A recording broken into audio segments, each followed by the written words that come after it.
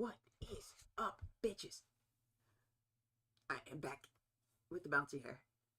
This is actually just really fun for me, and I'm having a lot of fun with this. But I figured I'd continue what I was doing. Whoops.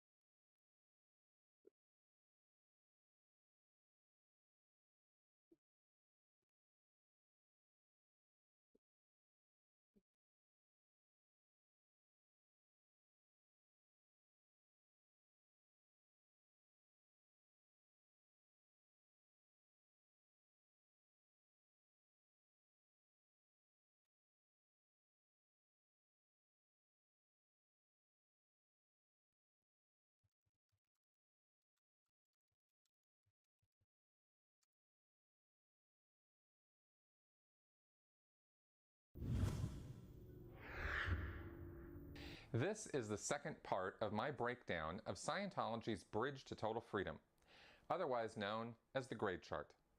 This is L. Ron Hubbard's step-by-step guide to spiritual freedom and personal immortality, or at least that's what he said it is. What it actually represents is a one-size-fits-all guide to an increasingly more expensive series of training and counseling services which result in a person having spent hundreds of thousands or even millions of dollars to end up pretty much exactly where they started. I don't mean that no one ever gets anything from doing Scientology services. That would not be true. What I mean is that Scientologists these days are literally being made to redo bridge steps they've already paid for and completed, sometimes more than once. In my own case, I was officially involved with Scientology for 27 years. I received thousands of hours of auditing and training. I made it to the state of clear in the early 1990s, but didn't really move much on the grade chart after that. The day I left the Sea Org at the end of 2012, I was told that I had been sent back down to the bottom of the bridge, because it turns out I had not standardly completed any of the steps I'd done. In other words, every auditing service I'd received had somehow been so badly performed on me that it was impossible for me to really be clear or even be done with my grades or the objectives or the purification rundown. So my next step would be to restart the whole thing with the purification rundown. I was not alone in this. Almost every Scientologist who had attained the state of clear was told that a review had been done, and it turned out they were not really clear. So they had to redo many of the actions they'd already done to get back to clear, at their own expense, of course. Then it turned out that everyone's objectives hadn't been done right, and people were sent wholesale back down to that step at the bottom of the grade chart. Then it turned out that actually it wasn't just the objectives, but the purification rundown that was also not done right. So everyone had to redo that.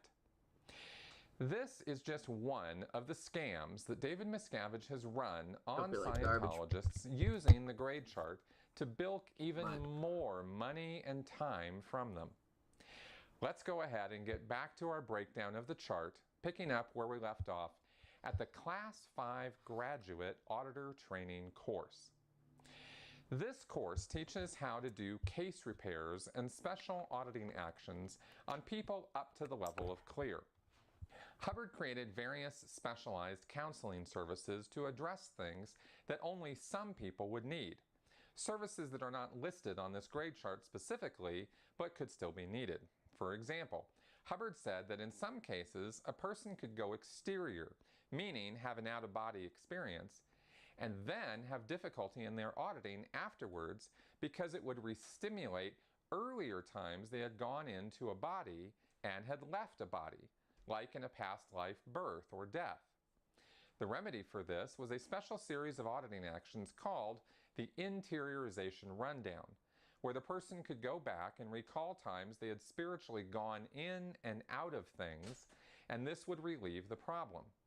An auditor learns how to do the interiorization rundown and other rundowns on the Class 5 graduate or Grad 5 auditor course. Following this is the single largest and most comprehensive course in all of Scientology, the St. Hill Special Briefing Course. This chronological study of all the materials of Dianetics and Scientology results in a Class 6 auditor, someone who's supposed to be an expert in every kind of auditing procedure and rundown for everything up to the state of clear. The course is not delivered at city-level Class 5 orgs, but is only available at the Flag Service Org in Clearwater, Florida, or at St. Hill organizations which are manned and run by Sea Org members. There are St. Hill organizations in Los Angeles, California, Copenhagen, Denmark, Sydney, Australia, and of course at St. Hill in England. Hubbard moved to St. Hill Manor in East Grinstead, England, back in 1959 and set up shop for Scientology internationally there amid the rolling green hills and placid English countryside.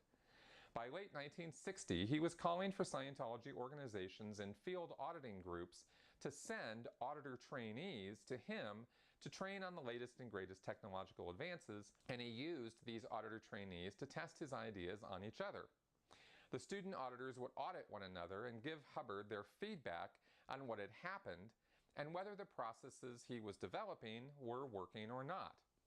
Hubbard also used a great deal of the ideas these auditors came up with on their own and claimed them as his discoveries. From 1961 to 1966, Hubbard ran this course personally, lecturing twice a week on average and overseeing the progress of his auditor trainees. Students would come and go on a rotating basis, sometimes staying for a few months or even a year before going back home. Eventually, the 450 plus lectures which Hubbard gave during this period and the full collection of all the bulletins and technical issues Hubbard wrote going all the way back to 1950 were compiled into check sheets so students could study all this material in the same sequence Hubbard released it. As the years went on, new techniques and methods and bulletins were released, and these were added to the course, so that eventually it covered everything up to the present. It takes students about a year of full-time study and practice to complete the St. Hill Special Briefing Course. However, as I stand here talking about this, the briefing course is not being currently offered as a service by the Church of Scientology. This has been the case since around late 2006.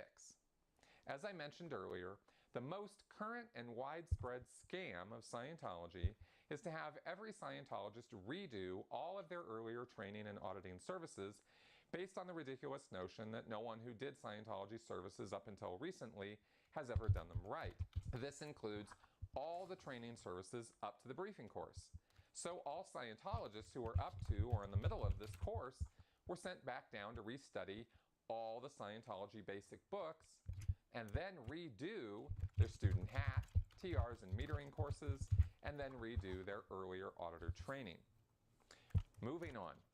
The Class 7 course is really more of an addendum to the St. Hill Special Briefing course and teaches auditors how to deliver Power and Power Plus. Since these services are only available at St. Hill level and above organizations, which are manned only by Sea Org members, public are not allowed to do the Class 7 course. It's only delivered to Sea Org auditor trainees. Now we're caught up on both the auditor training and processing sides and are ready to look at the OT levels, otherwise known as the Advanced Courses or OT sections.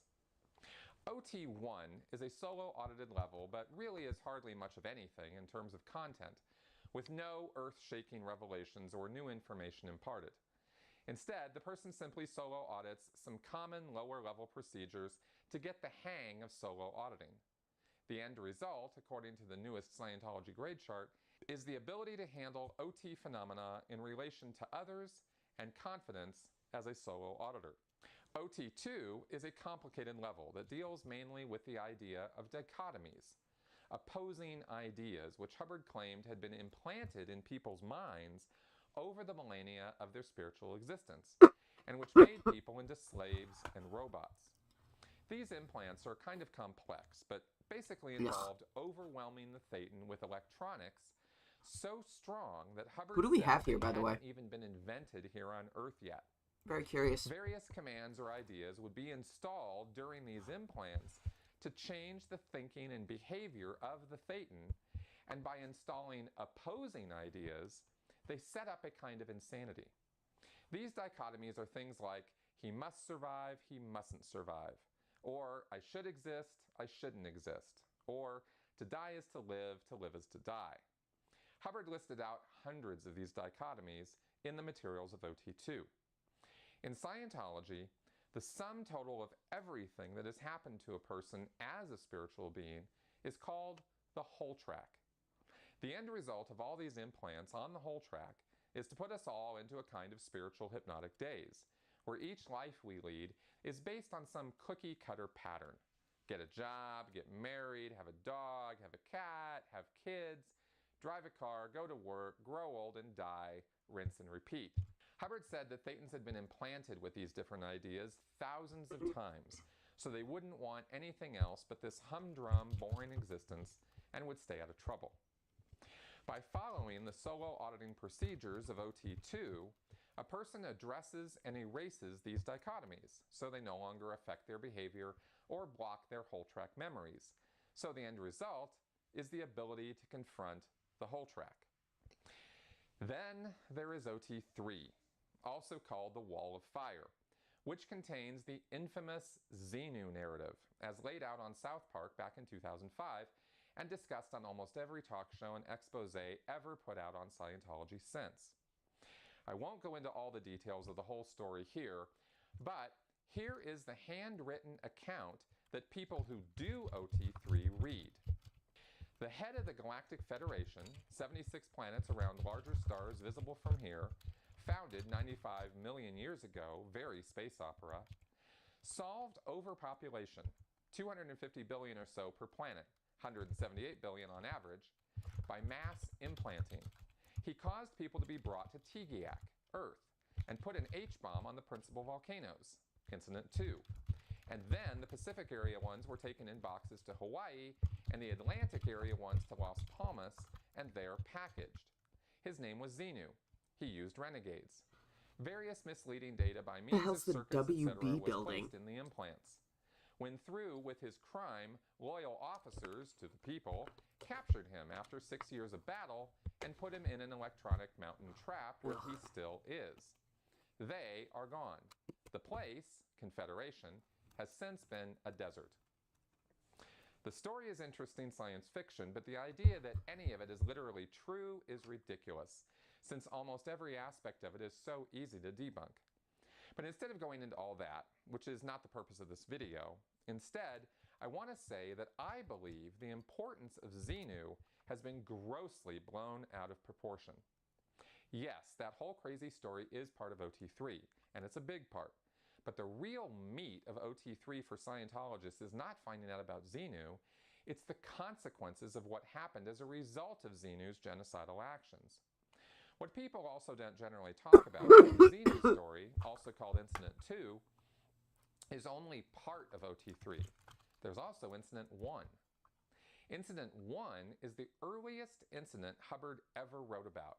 It occurred 4 quadrillion years ago, and is something every single thetan in this universe has in common. This handwritten page is the only description of it. Occurs at start of track. Loud snap. Waves of light. Chariot comes out, turns right and left. Cherub comes out. Blows horn. Comes close. Shattering series of snaps.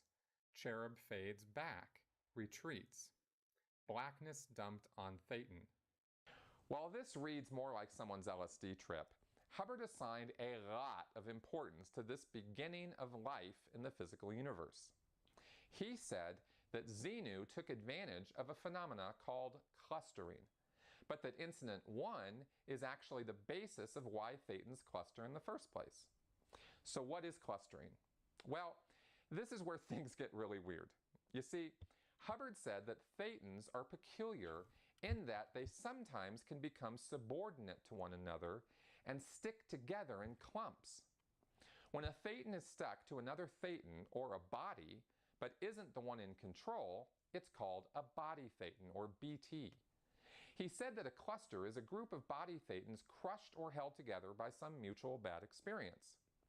Why would this happen?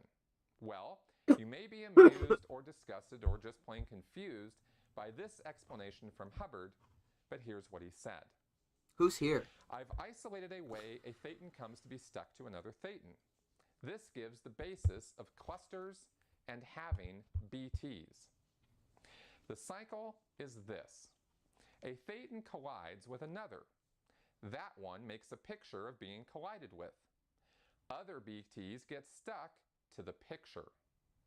The moment of actual contact of thetans was brief, but the picture, containing a stop or withdrawal, tends to be permanent. Thetans then get the idea they can be permanently stuck as they see pictures of it happening. Thus we get the concept of a black theta body. This would be actual BTs stuck to a thetan plus pictures of BTs stuck to a thetan. In the OT3 materials, after Hubbard wrote about Xenu, he wrote the important part. One's body is a mass of individual thetans stuck to oneself or to the body. One has to clean them off by running incident 1, then incident 2. It's a long job requiring care, patience, and good auditing. You are running beings. They respond like any preclear, some large, some small. Thetans believed they were one. This is the primary error. Good luck. It is this mass of body thetans which Scientologists believe they are addressing and liberating from a kind of spiritual captivity, which gives Scientologists the idea that they are literally saving lives and creating a new world. It being the case that only about 5% of all Scientologists have ever made it this far, the vast majority of them have no idea what anyone is talking about when Xenu, aliens, or space cooties are brought up and honestly refute these ideas as ridiculous and not part of Scientology. That's why it might be fun to ridicule Scientologists by talking about how silly the Xenu narrative is, but realize that unless you're talking to an OT, your criticism is lost on them, and you won't be doing a thing to change their heart or mind. The newly freed thetans are no longer considered to have the status of body thetan and are now free to set off on their own. Hubbard wrote about this in an issue of May 4th, 1968 called Character of Body Thetans, where he said, "Body thetans are just thetans. When you get rid of one, he goes off and possibly squares around, picks up a body, or admires daisies. He is in fact a sort of cleared being.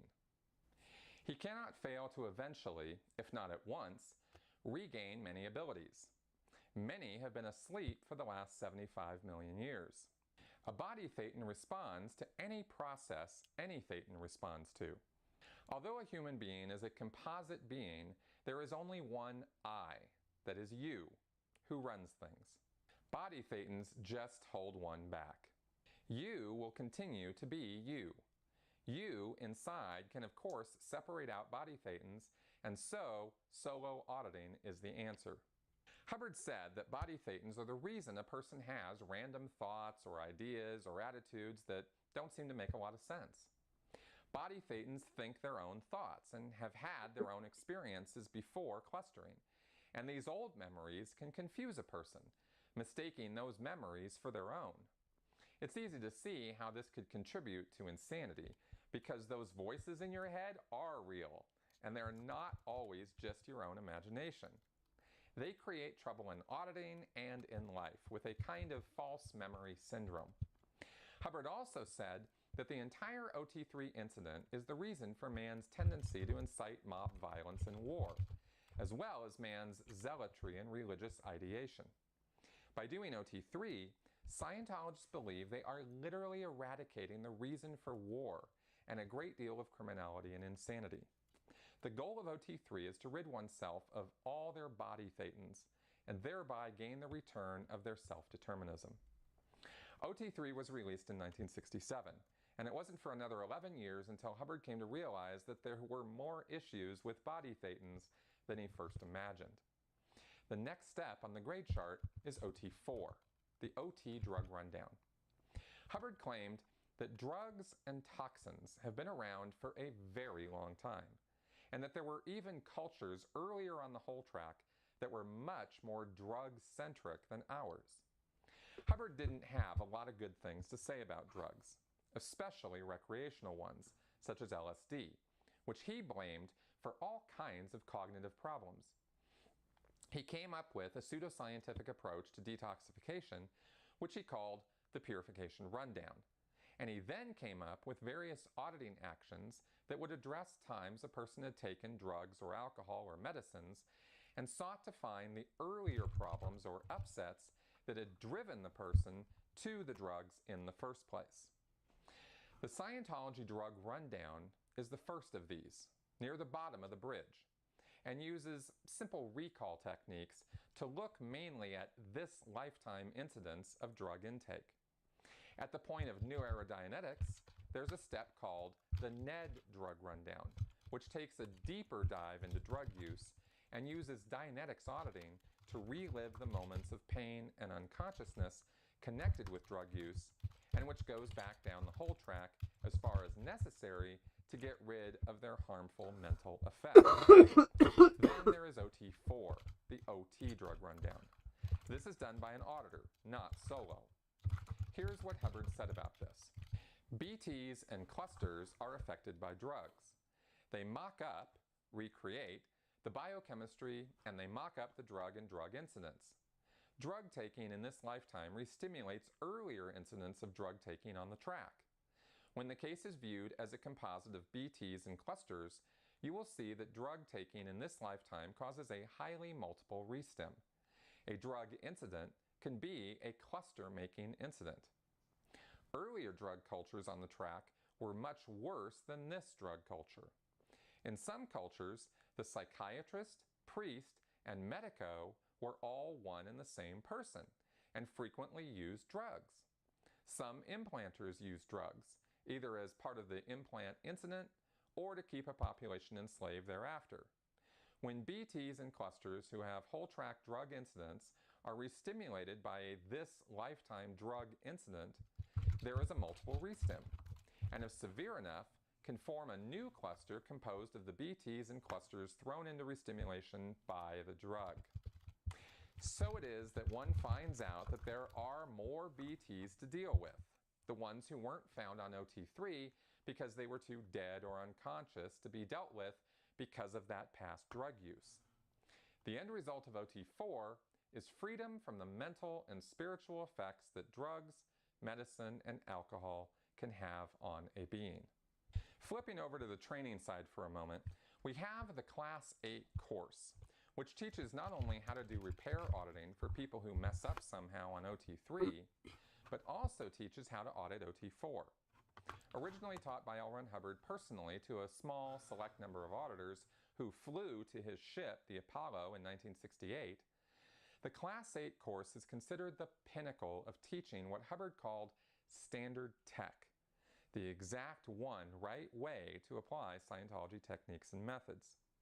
The check sheet is not long, but is gone over 3 times by the student, with a little over 100 bulletins and 19 recorded lectures. Because it teaches about repairing OT3 errors, there's a lot more information on this course about the Xenu narrative than what Scientologists get when they just do OT3. I've quoted from some of that information in this video. Far fewer Scientologists have done the Class 8 course than have even done OT3. So most Scientologists do not even know everything Hubbard had to say on Xenu. Not that the new information on this course makes it make any more sense, because the story is still full of logical fallacies and nonsense. But again, it sure makes for interesting science fiction. Public Scientologists can and have done the Class 8 course, but usually Class 8s are Sea Org or Scientology staff members. OT5, the next audited level, is also known as the second wall of fire, or more formally, New Era Dianetics for OTs, or NOTs. OT5 is a series of many different auditing actions that address different issues and aspects of a person's case, all involving problems that yet more BTs are causing. The idea with OT5 is to deal with enough of this that the person is set up to then audit themselves and finally get rid of every last body thetan. So OT5 is audited by another auditor, then the Scientologist does OT6, which is a course that teaches him how to solo audit himself on knots, and then OT7 is the actual level where the person solo audits until they have no more BTs and are now considered to be cause over life. On the training side, the Class 9 auditor course teaches an auditor how to audit OT5. These levels from OT1 to OT7 are called the pre-OT levels because they're all about negative gain, removing things from a person in order to then get him or her ready for the actual OT levels, which start at OT8. These are the levels where gain is supposed to be positive, where the person is no longer addressing things that happened in the past, but instead is boosting or rehabilitating their spiritual abilities and powers. Unfortunately, OT8, the last level that Scientology has released, is not everything it promises. Called Truth Revealed, OT8 is delivered only on the free winds, Scientology's small luxury cruise ship which sails around the Caribbean islands. There have been different versions of this level over the years, so depending on which OT8 you talk to, you may get different ideas about what they did. The latest version, according to testimonials of those who have done it, is a very short action which calls for a person to go back to earlier incidents they've addressed in their past auditing and determine if the identities they recalled being were actually their own or identities of their body thetans. It's very obvious that if a person had confusions about this, it could mess them up because they'd have false ideas about who and where they've been and what they've actually done versus what their old BTs actually did. By going over many incidents in their past auditing and looking this over, the Scientologist is supposed to have a fresh, clear perspective on exactly who they are not, thereby being ready to find out who they really are by doing the rest of the as-yet unreleased OT levels. They're also expected to be able to now remember all kinds of things which they previously could not because of the false memories and identities getting in their way. Needless to say, many OT8s were more than a little disappointed to get to the very top of the bridge only to find that they do not have any new spiritual powers or abilities, or even a clear memory of what happened a year ago, much less 10 million years ago. A lot of OT8s have since left the church in disgust, hundreds of thousands of dollars poorer, and having wasted years of their lives to find out it was all for naught. Now, to rapidly finish up our tour, the last 3 training steps on the other side of the bridge are the Class 10, 11, and 12 courses. These courses teach how to audit a specialized series of auditing actions known collectively as the L's, or L rundowns. The 3 L's are L10, L11, and L12, and are delivered only at the Flag Service Organization in Clearwater, Florida. They are the most expensive auditing actions that can be done in Scientology. As of 2007, each block of 12.5 hours of auditing costs $12,000 each, although there is a sliding scale for the more auditing you buy at one shot. If you wanted to do all 3 L's, it's an estimate of 100 to 250 hours of auditing and will cost you between $72,000 and $150,000. The L rundowns are considered thetan boosters and are supposed to address deep, core-level issues a thetan has with himself and getting along with others. One doesn't have to do the L's in order to make it to the highest OT levels. They were originally developed by Hubbard in the early 1970s to help staff and Sea Org members who were on the Apollo doing special executive training to run Scientology churches around the world. Because of the specialized nature of how the L's are audited, it required the smoothest, most highly trained auditors in the world, and so Hubbard created the class 10, 11, and 12 courses. Each course teaches how to do their respective L rundown. When it comes to the total cost of all of the grade chart, the price tag varies enormously from person to person. One reason for this is that while there is a one-size-fits-all model, the amount of auditing one person will need to complete a step can be very different from what another person needs.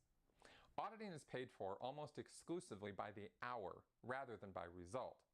So while one person might finish grade 0 in 2 intensives, meaning 2 blocks of 12.5 hours of auditing, another person might take 4 intensives.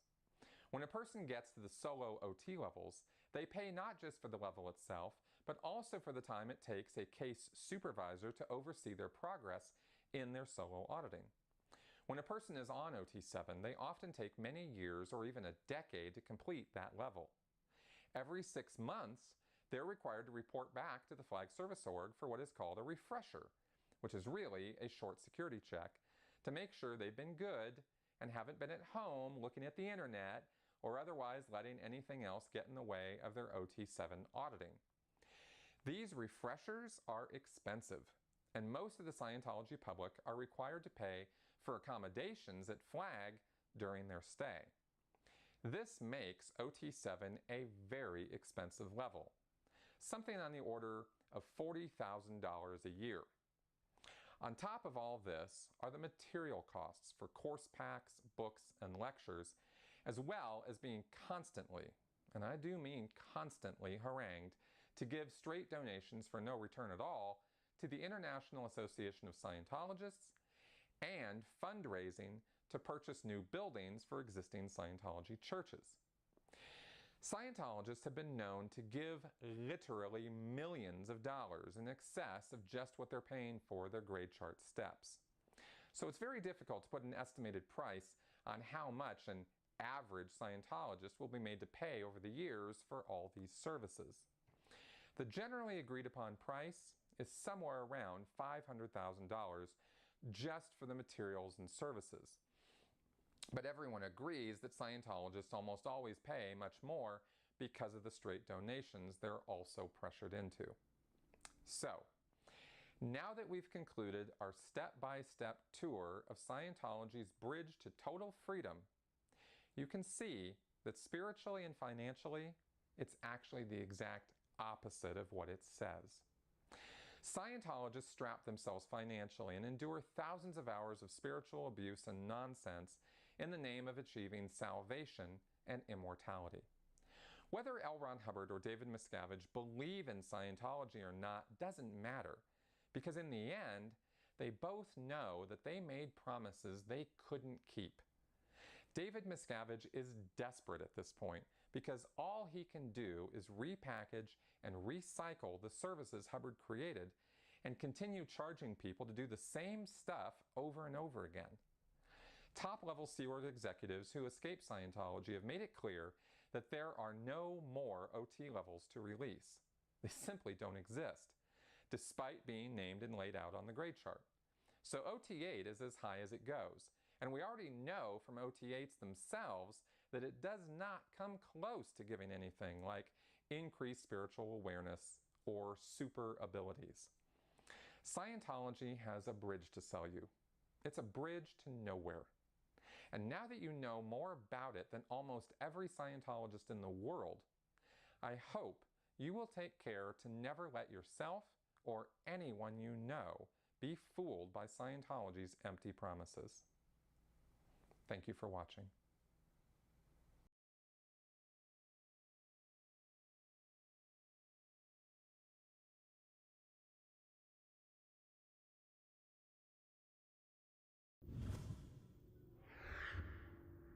This video is the next in my ongoing series breaking down Scientology principles and concepts and showing how the fundamental assumptions and ideas underlying these principles don't hold up to critical thinking. In this video, we're going to take a quick and dirty look at a part of Scientology which doesn't receive a lot of attention, even by all Scientologists, but which determines many of the decisions and activities the Church of Scientology engages in, including its abusive harassment and targeting of Scientology critics. What we're going to be looking at is a collection of guidelines and methods Hubbard wrote to teach Scientologists his own brand of logic and reasoning. The actual body of written issues this is based on is called the Data Series. There will be more videos and podcasts in the near future on this subject, which will go into a lot of detail about different aspects of this. The purpose of this video is just to give a short overview and commentary on what this is all about. Over the years, Hubbard wrote or approved thousands of policy letters which direct Scientology organizations on how to run. Some of these issues were centered around the same subject matter, such as how to handle money and banking.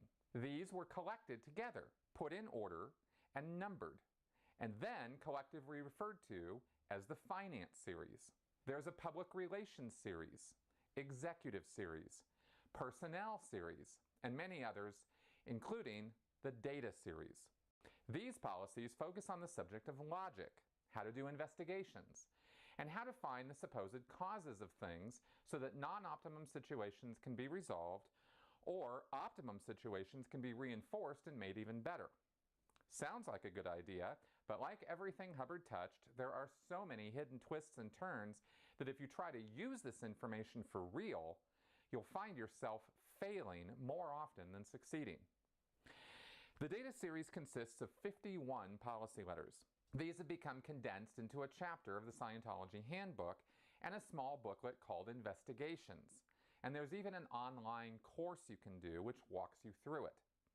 According to the course materials, learning how to do investigations Scientology style will teach you three things. To identify what makes something logical or illogical. How to analyze information so you know exactly what to do to correct a situation. And the skills you need to identify the actual reason behind success or failure in any aspect of life. In this video, I'll show you how none of these are true and how trying to apply Hubbard's techniques on logic and investigation will in fact make you stupider and less able to solve the problems you're faced with. The subject of logic can be complicated, but we're going to keep this simple. Even some former Scientologists hold on to the Data Series as useful because they don't understand how actual logic works. Let's break this down. The first false assumption that Hubbard makes is a big one, and in fact, is a key factor in why Scientology organizations run so poorly. In the Investigations booklet, it starts off talking about how people make goals in life but run into problems turning some of those goals into reality. It says, if such goals are not being attained, or if one is in a situation that is deteriorated or worsened, there is a valid, locatable cause for this. This concept is one people often do not realize. Things are actually caused. They don't just happen. There are reasons behind every situation. Reasons that people themselves can control. Without knowing this, man often relies upon fate, superstition, fortune-telling, or astrology to determine his destiny or future. Many just hope vainly that nothing else will go wrong, or they deceive themselves with the belief that life is ordinarily a struggle. Sure, sometimes people run into problems that may seem like they don't have an easy solution. And sometimes some clever thinking can help a person figure it out.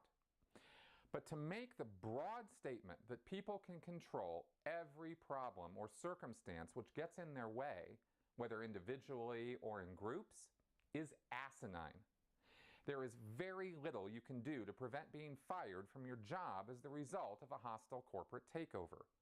There's absolutely nothing you can do except perhaps pray if you're a passenger on a plane that's crashing. And if someone is trying to investigate how to win the lottery, I don't think they're going to find any easy path to untold riches other than crossing their fingers and hoping they select the winning numbers. There are many situations and circumstances where we have no control over what is going on at all. To simply assume otherwise is a recipe for disaster and a setup for great unhappiness. In fact, this kind of absolutist thinking is one of the biggest reasons Scientology fails and ends up losing members. The very top of Scientology's bridge to total freedom promises a state of being where one is cause over life. The idea of being in a position of being able to cause whatever you want in your life is really just an impossible dream. Everyone who pays the small fortune it takes to get to that level realizes that they are not any more in control of the external factors of their life than the day they first walked into a Scientology organization. This is one promise Scientology never delivers on. Hubbard then goes into explaining how to do an investigation by noticing something that makes one curious or that one doesn't understand, such as if you were doing your laundry and you suddenly smelled something burning. If you investigate the burning smell more closely by, say, opening up the dryer, you might find lint caught on the heating element and could readily resolve it by cleaning it out. That's an easy enough fix. But there are many other circumstances where one simply isn't in a position to do anything about some given circumstance. Hubbard ignores all those situations and hopes you will too. Where things really start breaking down, though, is when Hubbard explains his ideas about logic and reason. As usual, he starts by thoroughly invalidating every attempt by earlier philosophers and critical thinkers in history. The subject of logic has been under discussion for at least 3,000 years without any clean breakthrough of real use to those who work with data. Logic means the subject of reasoning. Some in ages past have sought to label it as science, but that can be discarded as pretense and pompousness. If there were such a science, men would be able to think, and they can't. You can see the high opinion Hubbard holds for the entire human race. To his way of thinking, he was the only person in all of history who could actually put coherent thoughts together or reason anything out. If anyone can explain to me how that is not pure narcissism at work, I'd like to hear it.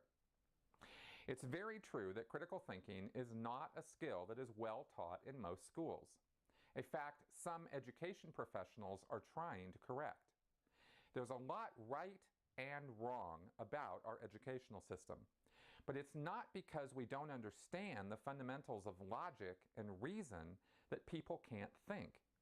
To make such a generalized statement is itself an assertion that Hubbard himself couldn't think very well. There are tens, if not hundreds of factors behind any individual's difficulties with education and thinking, including genetics, culture, the care and skills of their parents, and the quality and quantity of the education available to the person as a child and then as an adult, as well as social pressures and who knows how many other circumstances. To lay the failure of every person's difficulties with thinking at the feet of the philosophers and scientists who have worked on this subject for thousands of years is simply ludicrous. But being ludicrous is something that never stopped L. Ron Hubbard. He then makes the rather bold statement that he has figured out logic all on his own. He wrote, "The breakthrough is a simple one. By establishing the ways in which things become illogical, one can then establish what is logic. In other words, if one has a grasp of what makes things illogical or irrational, or crazy if you please, it is then possible to conceive of what makes things logical. There are specific ways for a relay of information or a situation to become illogical. These are the things which cause one to have an incorrect idea of a situation. Each different way is called an outpoint, which is any one datum that is offered as true that is in fact found to be illogical. There are a total of 14 outpoints. matched by 14 plus points, meaning ways in which things are sensible or logical. These outpoints pretend to be similar to logical fallacies, but aren't really. What Hubbard is really describing when he talks about outpoints are ways in which information can be relayed or viewed inaccurately. Logical fallacies, on the other hand, are actual breakdowns in logically consistent thinking or reasoning. Outpoints and logical fallacies shouldn't be confused because they only sort of cross paths. Let's look at these outpoints and I'll show you some examples of what I'm talking about. They are omitted data, altered sequence, dropped time, falsehood, altered importance, wrong target, wrong source, contrary facts, added time, added inapplicable data, incorrectly included datum, assumed identities are not identical, assumed similarities are not similar, assumed differences are not different. These outpoints sound a bit fancier than they really are. We won't go through all of these, but let's cite a few examples so you get the idea of how these outpoints are spotted. An example of omitted data is leaving the street address off of a letter. It would be impossible to deliver the letter, so therefore it's an outpoint. If someone didn't show up for work, that would be an omitted worker. Anything that's left out or omitted which should be there would count under an omitted datum. The reason why the thing was omitted is not important. The fact that it is omitted when it should be there is all that counts. An example of drop time is telling someone to be at a party at 7 o'clock, but then failing to tell them on what day the party is happening.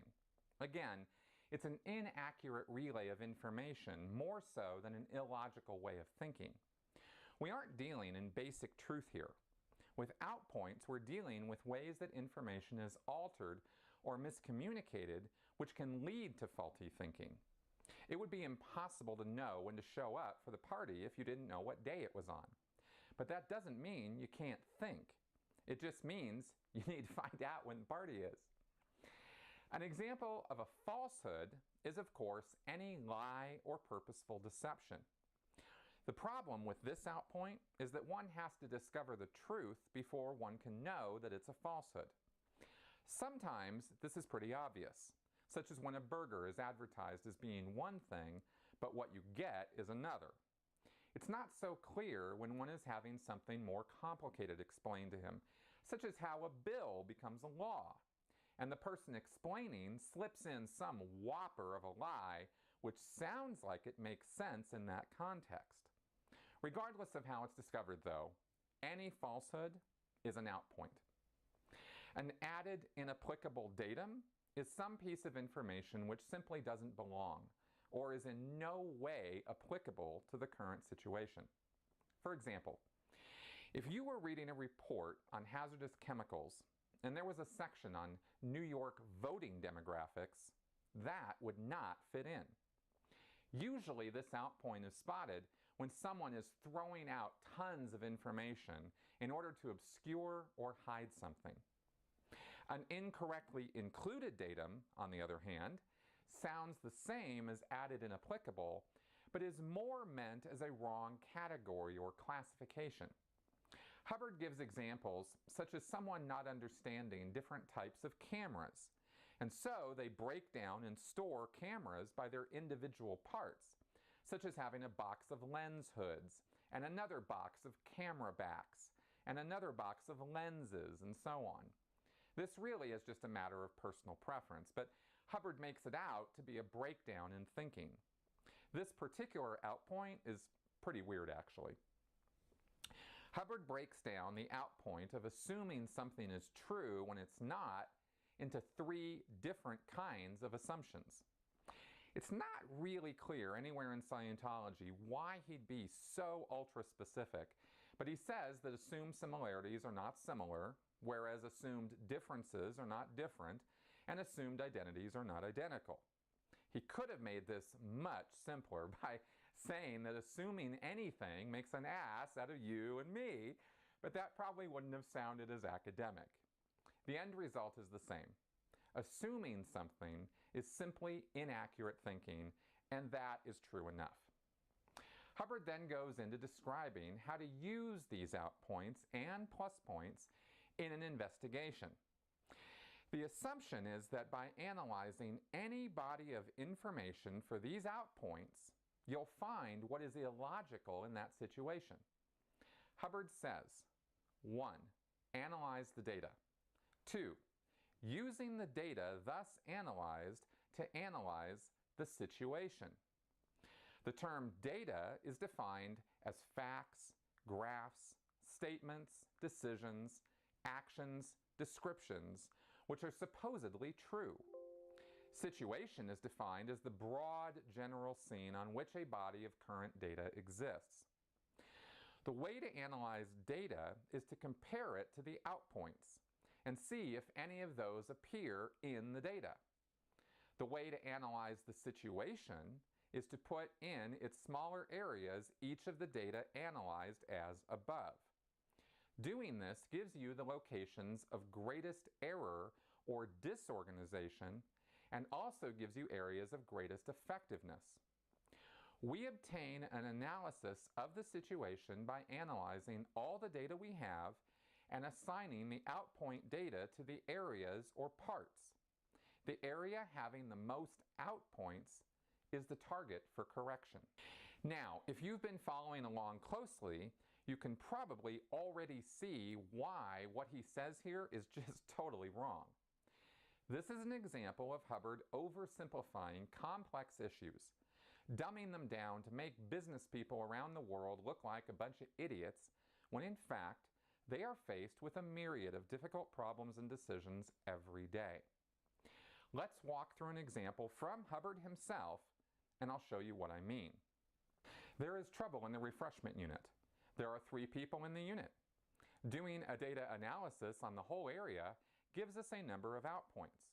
Then we assign these to employees A, B, and C who work in the unit and find B has the most outpoints. This indicates that the trouble in the refreshment unit is with B. B can be handled in various ways, such as training him on the duties of his job, his attendance, etc. Here, Hubbard is narrowing the target to an individual in the unit, a standard Scientology operating basis within their organizations. If something is going wrong, it's because someone working in the unit is messing things up. But what if that wasn't what was really going on? What if the trouble was with an outside supplier, or fluctuations in the stock market, or new legislation passed by the city council? In such an instance, this kind of analysis would be useless. Let's take a look at another point.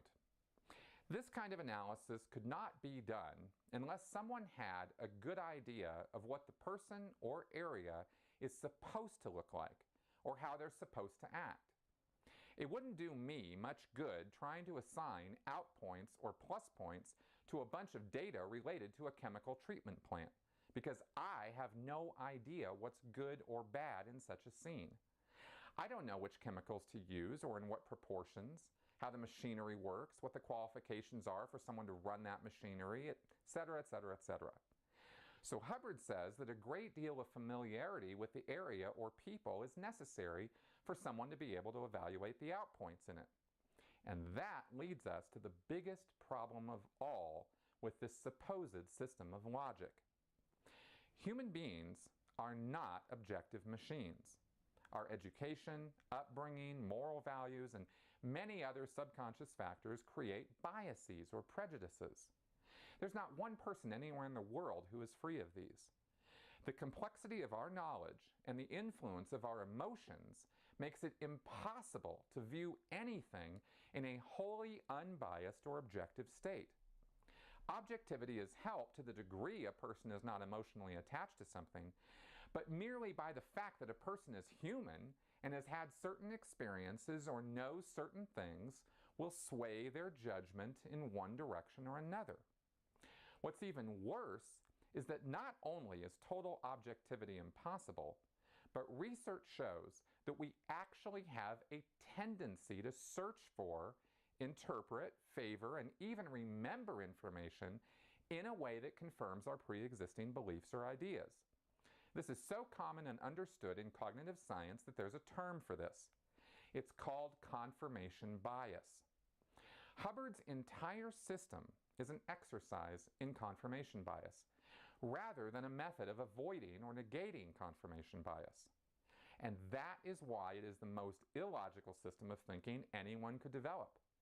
Let me explain. Before someone can do a data and situation analysis, the evaluator must first establish what Hubbard calls the ideal scene for the situation being evaluated. The ideal scene gives a basis for comparison to determine whether something is an out point or a plus point. It is a statement, usually just a sentence or two at the most, that describes the perfect or ideal operating state or condition for what is being evaluated. For example, if one were evaluating a car manufacturing plant, the ideal scene might be something like a car plant producing a steady and viable stream of operational, well-running automobiles by well-trained and well-compensated production employees and executives, quickly correcting any deficiencies in said vehicles before allowing them to go off the line for delivery to car dealerships around the country. That sounds sensible enough. But what about when it comes to something a bit more controversial? What do you think L. Ron Hubbard would say the ideal scene for psychiatry would be? Well, before we work that out, here's what Hubbard said about psychiatry in November 1981. The two 19th century subjects, psychology and psychiatry, do not achieve any good results.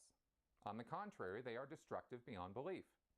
They make crackpots, sex pots, and vegetables when they do not outright kill.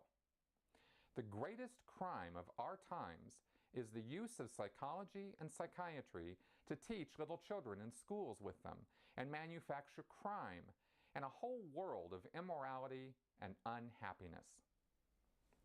So it's pretty clear that Hubbard thought psychiatry was worse than useless.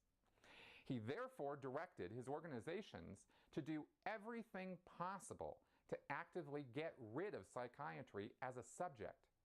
In 1969, the Church of Scientology even organized their own front group, the Citizens Commission on Human Rights, with the purpose of destroying psychiatry. Hubbard's clearly decided that the ideal scene of psychiatry is something like this. Psychiatry eradicated in every school or institution of higher learning, with psychiatrists either thrown in jail or otherwise nullified as medical professionals, and the public at large educated on the horrors of psychiatry so they will not support or endorse any use of psychiatry in any form around the world. Given this ideal scene, any information or situation concerning psychiatry would be evaluated accordingly. And that means that if something is beneficial to psychiatry or somehow helps psychiatry to do its job better or easier or faster, it would be considered an out point. The only acceptable way of viewing information concerning psychiatry is to evaluate it against whether or not it helps destroy psychiatry. You see how this works? An ideal scene is not an objective, neutral statement. It wholly depends on a person's point of view based on their values and morals. If someone thinks all pharmaceutical drugs of any kind are destructive, then everything they see or hear or evaluate about it would be filtered through their confirmation bias. The same is true if someone thinks pharmaceuticals are beneficial or helpful. How about someone who thought all liberals were evil and must be destroyed? How would they evaluate a situation regarding the supposedly liberal Democratic Party? What about someone who had deep liberal values and who thought that all conservatives were bad? They would evaluate the same body of information about the same situation in a wholly opposite way to the conservative. So do you have a system of logic here, or do you have a system of deepening one's innate confirmation bias? Now we've covered the outpoints and how they're really just statements of inaccuracy in information. not the same as real logical fallacies where thinking is truly being done wrong. A logical fallacy is something like arguing a straw man, where a person goes completely off the subject being discussed on purpose in order to distract from the fact they have no sensible argument. Or there's the bandwagon fallacy, where someone argues that just because a proposition is popular, it must be true.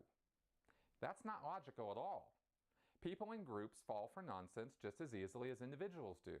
So just because 4 out of 5 dentists recommend Crest doesn't mean Crest is the best toothpaste.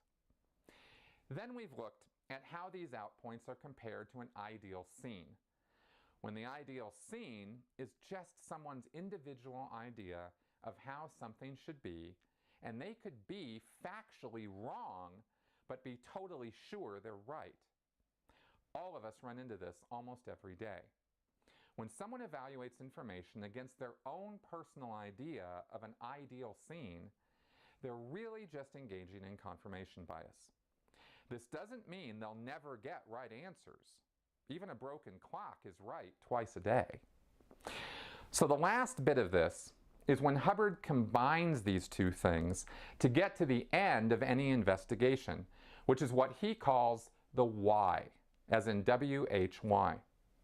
The whole point of doing an investigation is to find why the investigation was necessary in the first place. Here's how Hubbard puts it. One uses the above knowledge and skill to track down the real reason for the positive or non-optimum situation. This is called a why. Y equals that basic outness found which will lead to a recovery of statistics. My dog has learned how to get through the fucking magnetic, thermally insulating curtain blocking the sunroom. It's fucking cute. Explanation equals a why given as the why that does not open the door to any recovery. Example, a mere explanation. The statistics went down because of rainy weather that week. So do we now turn off rain? Another mere explanation. The staff became overwhelmed that week. An order saying, "Don't overwhelm staff," would be the possible solution of some manager. But the statistics wouldn't recover. The real why, when found and corrected, leads straight back to improved statistics. So you see here that Hubbard is looking to increase production, to keep personal production or organization-wide production going up, up, up. And he claimed that every reason found in any investigation done will always lead to an answer wherein something can be done to change the condition. This may be true in many circumstances, but there's no way it's true in every circumstance. More to the point, finding a why in Scientology is always limited to something that can be acted on by the person or unit under investigation. If someone is looking for actual truth, one cannot limit their thinking in any way. If you look back in history at the great discoveries made in science, or almost any subject for that matter, these discoveries were the result of thinking outside the box, thinking in different ways than what came before. Or they were just accidents, not looked for or figured out, but just the result of random chance. So limiting a why to only what someone conceives can be done is an exercise in limiting discovery, not expanding it or enabling one to find new things. Now, in all fairness, this sort of evaluation or investigation can be useful in small situations where it's pretty clear what's going on and why. I don't mean to imply that Hubbard's methods never work. What I'm saying is that this whole system of outpoints and plus points and finding whys is unnecessarily burdensome, is not steeped in logical thought or reason, and doesn't properly evaluate errors in critical thinking. In fact, it reinforces those errors and is just an exercise in confirmation bias. The data series is used by Scientology executives and managers at every level of Scientology, including by David Miscavige himself to figure out or decide which course or direction Scientology organizations should be going. And now that you know that, it should be a lot clearer to you why Scientologists can't think critically, and why Scientology as a religious movement is such a toxic disaster on every front. Scientologists are carefully taught by L. Ron Hubbard in how to not think logically, and yet believe they're doing the exact opposite. And because of their own confirmation bias, they just keep doubling down on the silliness of Hubbard's nonsense. And that is why Scientology doesn't work and won't ever change or improve itself.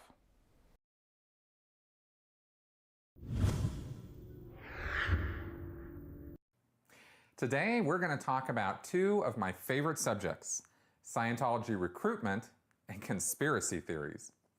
Now, by Scientology recruitment, I don't mean getting people in to do their silly personality tests or sign up for their courses, but I mean the actual recruitment activities to get people to join Scientology staff or to sign a billion-year contract of commitment for Scientology's elite core group, the Sea Organization. We're actually going to concentrate on Sea Org recruitment specifically, but all the methods I'm going to describe here are used to a greater or lesser extent to recruit Scientologists for staff at local city-level churches as well. I'm pretty sure some of you watching this may find a lot of what I'm going to talk about unbelievable, but I swear it's all true. We really used to do this stuff, and as far as I know, Scientology recruiters still do. A lot of people think that the Xenu narrative is the most crazy part of Scientology, but I think you may change your mind after you hear all of this. Not every Scientologist falls for Hubbard's conspiracy theories, but most of them do. I haven't really gone into this whole topic in much detail until now. In March of 2014, just a couple of months after I'd been declared a suppressive person by the Church of Scientology for daring to think for myself, I was writing articles on Mike Rinder's blog, and one of those was called Sea Org Recruiters, the Ultimate Merchants of Chaos. According to L. Ron Hubbard, there are those who could be called merchants of chaos. These are people who want an environment to look very, very disturbing. These are people who gain some sort of advantage, they feel, if the environment is made to look more threatening. I'm going to review some parts of that article here and then greatly elaborate on them. Scientology does not hire people, it recruits them. The reason it does this is because Scientology is a money-making scam, which cons people with vague promises, half-truths, and some pretty whopping outright lies about its operations and what it will do for people who join up. The staff who work for Scientology are classified as religious volunteers, and therefore by law do not have to be paid anything for their time and energy, which just means more money is flowing up to the top. The staff don't realize the actual situation, and they think they're doing their work for altruistic reasons to help save mankind. So how do you get people in a frame of mind to do this, where they think Scientology is so important that they will put their own personal survival and livelihood on the line? I spent a year doing staff and Sea Org recruitment and worked with a couple of the most successful Sea Org recruiters on the planet. During that time, I learned a few things that you should know. Young Scientologists are the biggest pool of potential Sea Org recruits. Generally speaking, young Scientologists lack critical thinking skills and real-world experience, especially if they were raised in a Scientology household. Sea Org recruiters prey on this ignorance to convince the potential recruits that the Sea Org is the only answer to the world's problems. The way they do this is far more organized and methodical than you might imagine. Many years ago, one of the top SO recruiters put together a series of indoctrination steps, referred to within recruitment circles as the briefing.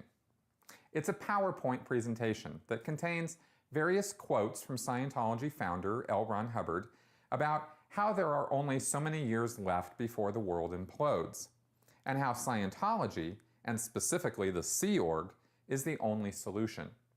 Now the funny thing is that recently I found out that this recruiter actually is no longer in the Sea Org anymore, although he is still a hardcore I love being able to have that, just like a done after a link. Oh, it makes me feel so happy. With him no longer doing Sea Org recruitment, it's possible that things have changed a bit over the last couple of years since I left Scientology behind me. But I'm willing to bet it hasn't changed that much. Whether they still use this PowerPoint presentation is not actually the point of this video, because all the claims and beliefs that I'm going to talk about are still very much a part of the thinking of Scientologists at all levels, since they're based on L. Ron Hubbard's writings. The whole point of the briefing is to convince Scientologists that they are living in a matrix-like world of hidden dangers and covert conspiracies. Most people, even those with PhDs, do not understand the vast complexities of international banking, global politics, and worldwide media. A person could spend years learning about just one or two small parts of any of these subjects. It could be quite an ego boost if someone sat you down and in a few hours offered you a comprehensive overview that appeared to explain everything in easy-to-follow steps, and wrapped it all up with a solution to the whole mess. As I'll show you, conspiracy websites run by the likes of Alex Jones provide a very good living to professional conspiracy theorists, who prey on the gullibility of people who don't have critical thinking skills, not unlike doomsday cult leaders such as Marshall Applewhite of Heaven's Gate or Shoko Asahara of Aum Shinrikyo. Prior to 1967, Hubbard blamed Scientology's troubles mainly on opposition from psychiatry as a general body, only occasionally naming other specific people who were causing him trouble, such as Henry Luce, the old owner of Time magazine. With the release of Ron's Journal 67 and the formation of the Sea Org in 1967, Hubbard laid out in detail how he had uncovered a vast worldwide conspiracy of 12 international bankers, who were the primary source of attacks since Dianetics had been published. They used psychiatry, he said, as a tool to control populations and had their fingers in all kinds of pies, politically and financially, and used media channels to push their messages. There's a lot more to Hubbard's tales of persecution, which he continued to write about for years in various Scientology issues and in Freedom magazine articles. Say what you want about international bankers, and I'm certainly not implying that they're a bunch of good guys, but the information Hubbard published is full of logical inconsistencies, gross omissions of crucial information, half-truths, innuendo, and just plain lies. What the briefing represents is Sea Org members who have taken Hubbard's nonsense, found real-world information that appears to corroborate Hubbard's claims, and then put it all together in a package which leads to one inevitable conclusion. The world is going to hell in a handbasket, and Scientology is the only solution. Now, I didn't keep these PowerPoint presentations when I left the Sea Org, because they were closely guarded so they wouldn't get out into the hands of just any Scientologists, and certainly not the general public. I'd already figured out when I was still in that the briefing contained a lot of false and misleading information, and I stopped using it. In fact, that was sort of the beginning of my critical thinking. I encouraged a few others to do the same, but honestly, I didn't push too hard, because I was in a group who firmly believed that everything L. Ron Hubbard said was absolutely true, and I would have gotten in a lot of trouble if I'd tried to buck the system. It wasn't too much longer after that I left the Sea Org behind me forever at the end of 2012, and I never looked back. But I have to admit that for a good long time, I used to think that all of this nonsense was true, and I did recruit people into the Sea Org using it. I'm not proud of any of that. For this video, I put together from memory the key parts of the briefing and pulled as many of the Hubbard quotes as I could remember. It would take hours to go through the entire thing, and while many of you might find that interesting, I'm sure just as many of you would be bored to death if I tried. So, I'll just cover the highlights as best I can. First is the setup of how the world is a very dangerous place, being run by dark and ruthless forces who are bent on world domination, starting with eliminating the Church of Scientology, because it's the only thing that can stop their nefarious plans. And who's behind those shadowy forces? Let's start with L. Ron Hubbard's ramblings on this, first given to Scientologists in 1967. With all of this action being taken against us in the last 17 years, I found, after the Southern African matter, that it was vitally necessary that I isolate who it was on this planet who was attacking us. The attacks were always of the same pattern. They always followed the same newspaper routes.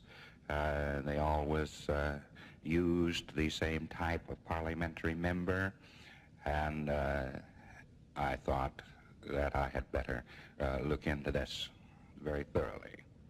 The organization, under the direction of Mary Sue, employed, and actually had employed earlier than I returned from Southern Africa, employed several professional intelligence agents who had long and successful professional backgrounds, and they looked into this matter for us, and the results of their activities, although still in progress, have told us all that we needed to know with regard to any enemy we had on this planet. Our enemies on this planet are less than 12 men. They are members of the Bank of England and other higher financial circles. They own and control newspaper chains, and they are, oddly enough, directors in all the mental health groups in the world which have sprung up. Now, these chaps are very interesting fellows. They have fantastically corrupt backgrounds, illegitimate children, government graft, a very unsavory lot. And they apparently, sometime in the rather distant past, had determined upon a course of action. Being in control of most of the gold supplies of the planet, they entered upon a program of bringing every government to bankruptcy and under their thumb, so that no government would be able to act politically without their permission.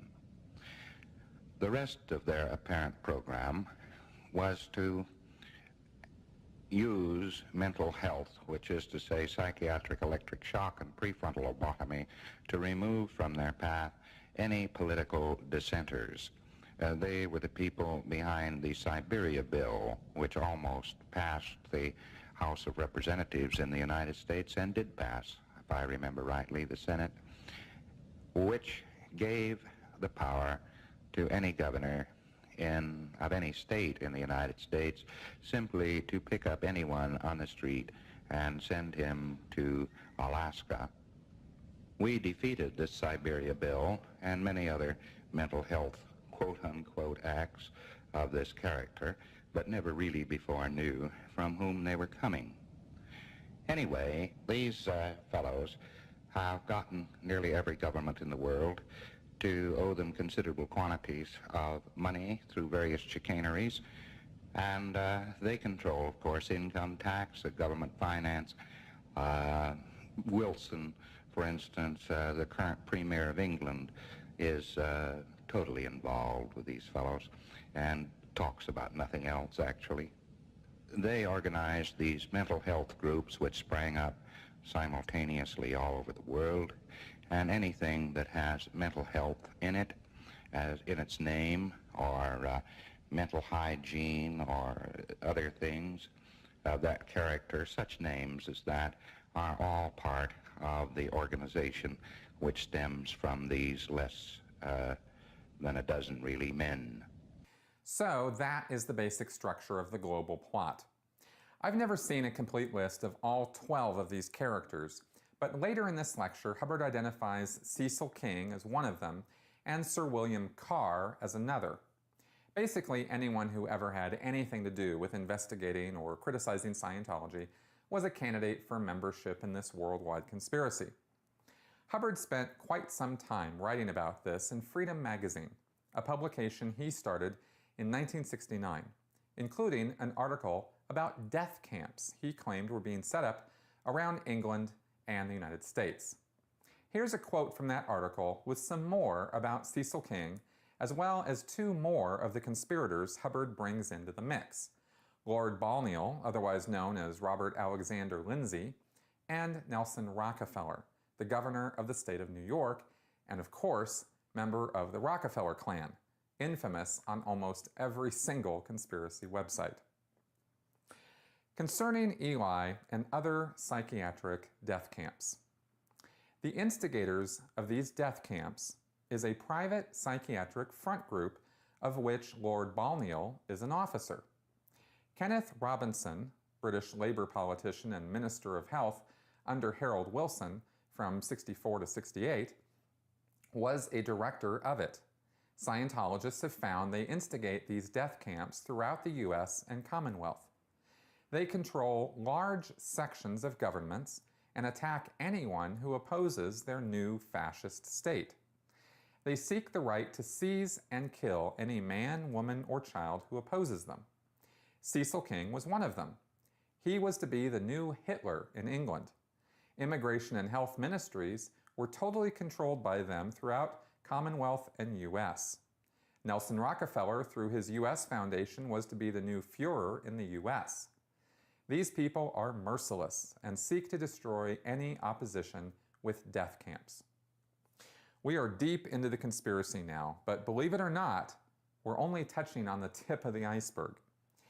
In the briefing, connections are also made to the Rothschilds, since they can easily be tied in to international banking, having practically invented the concept when Meyer Amschel Rothschild started his dynasty back in the 1700s and used his sons to establish the first international banking consortium in Europe.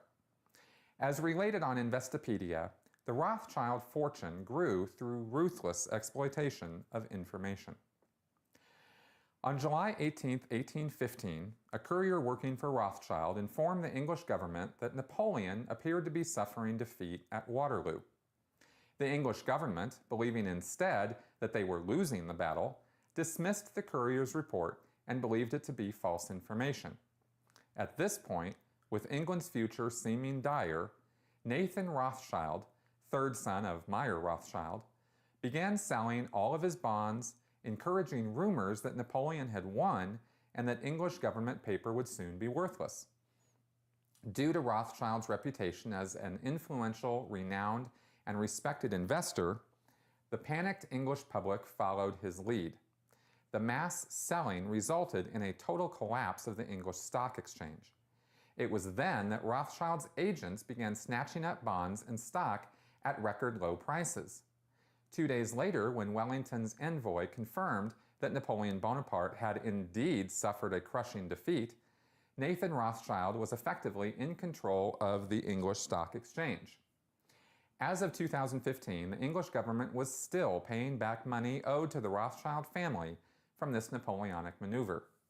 It's not difficult to see how, with history like this, there could be a great deal of suspicion cast on the entire family over the last 200 years. But such dark speculation isn't really fair. While individuals in history have made bad choices and done evil things, to color all of Meyer's descendants with a brush of evil intention is no better than saying that because slavery was an approved practice in the 1800s, all white people today are racist butchers. You can believe that if you want, but it's obviously not true. This kind of thinking is one of the biggest problems with conspiracy theorists. They connect dots that don't really connect.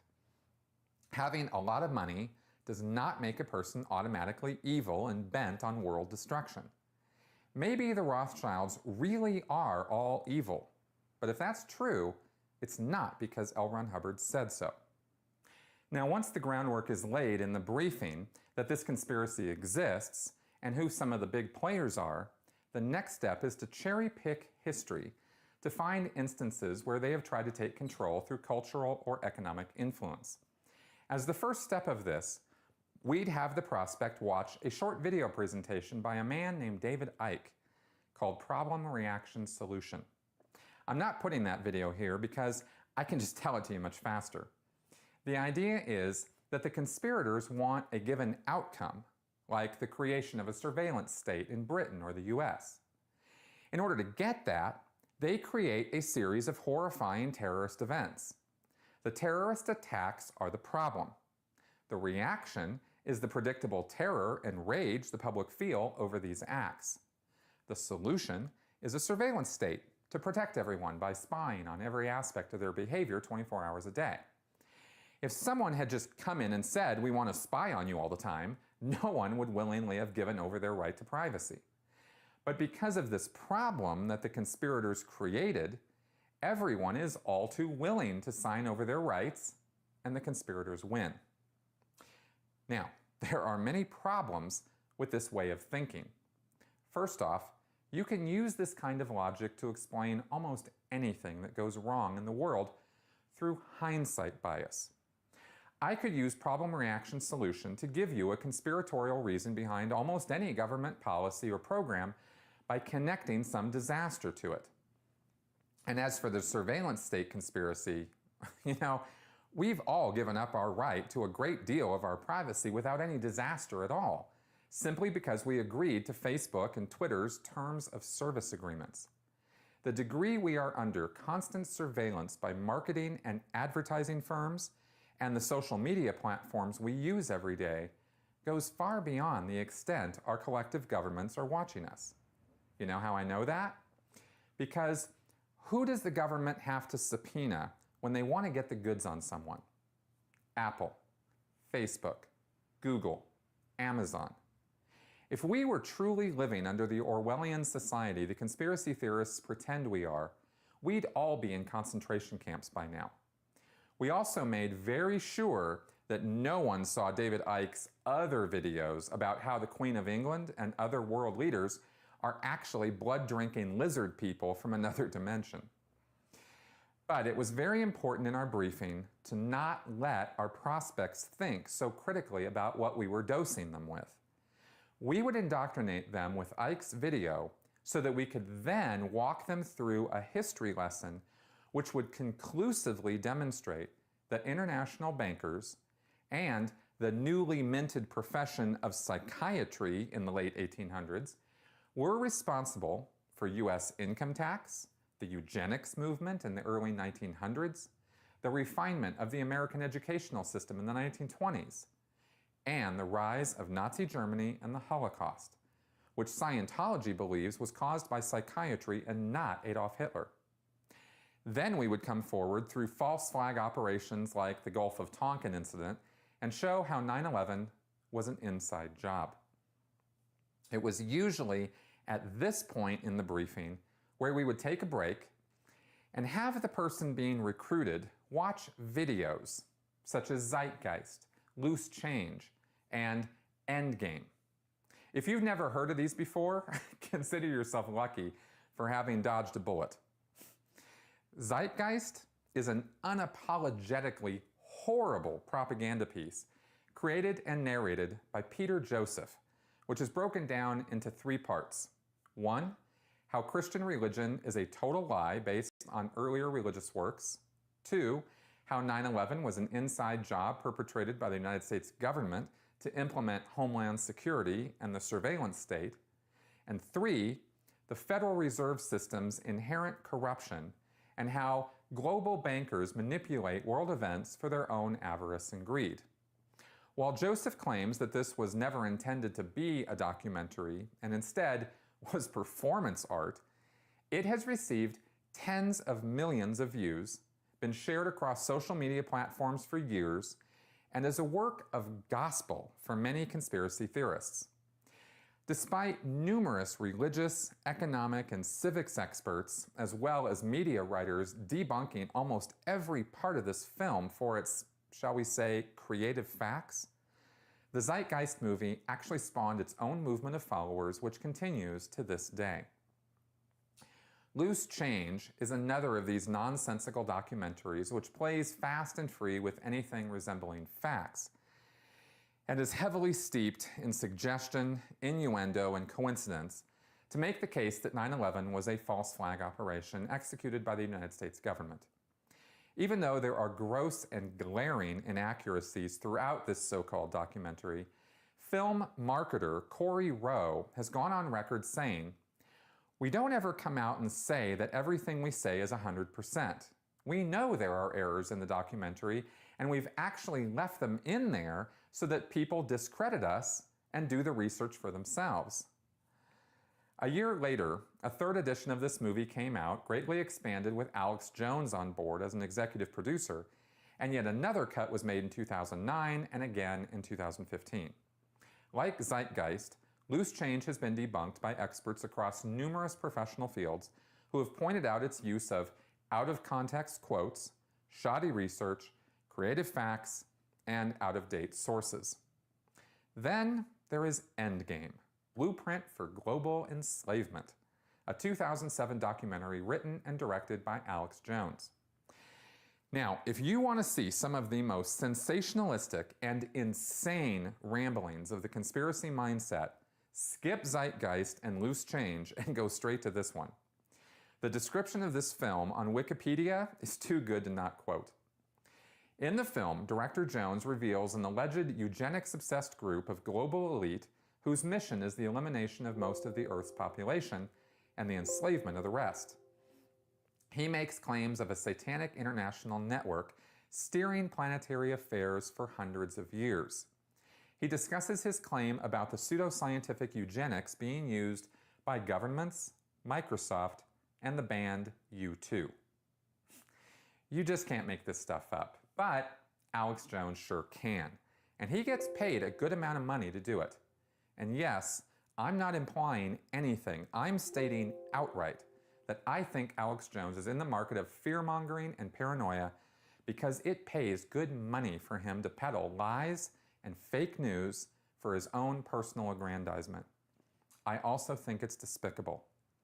I don't think making money is wrong, but I do think that creating fear with messages of a coming apocalypse and then selling people gold, water filters, survival gear, as well as more books and more DVDs selling more fear, is a pretty disgusting way to make a living.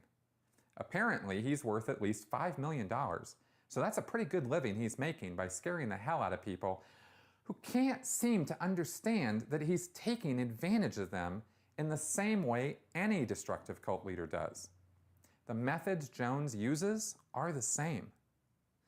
Now, we used to have prospective recruits watch these videos, which takes something like 5 to 6 hours, precisely so they would induce fear and paranoia.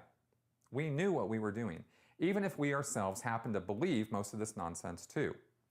This was done in order to provide a historical framework which showed that the plans of the global elites go back centuries, that from family member to family member, the Rockefellers and the Rothschilds and the Morgans and the De Beers have been working tirelessly to suppress the lower classes for only one reason: to create a slave society in which they are the masters and we are merely chattel for them to use and abuse. We would then show how international organizations, such as the United Nations, are actually front groups for these bankers to enforce their will, how they secretly meet each year under the guise of the Council on Foreign Relations, the Trilateral Commission, the Bilderberg Group, the G6 Summit, and the Group of 8. Despite the idea that these are clandestine meetings where secret plans are hatched, these meetings are actually now so hidden in plain sight that they have websites announcing when they're happening. It's funny in looking back at this because the one thing no one ever asked us when we were doing this briefing is, if these conspiracies are so far-reaching and have remained secret for so long, how do you guys know all about it? It's actually one of the key questions that no conspiracy theorist can logically answer. In order to actually work, all these nefarious plots and schemes would have to be kept secret. If everyone knows about them, they don't work so good. Now, because we were Scientologists and L. Ron Hubbard had such an extremist hatred of psychiatry, we would tie all this back to that field.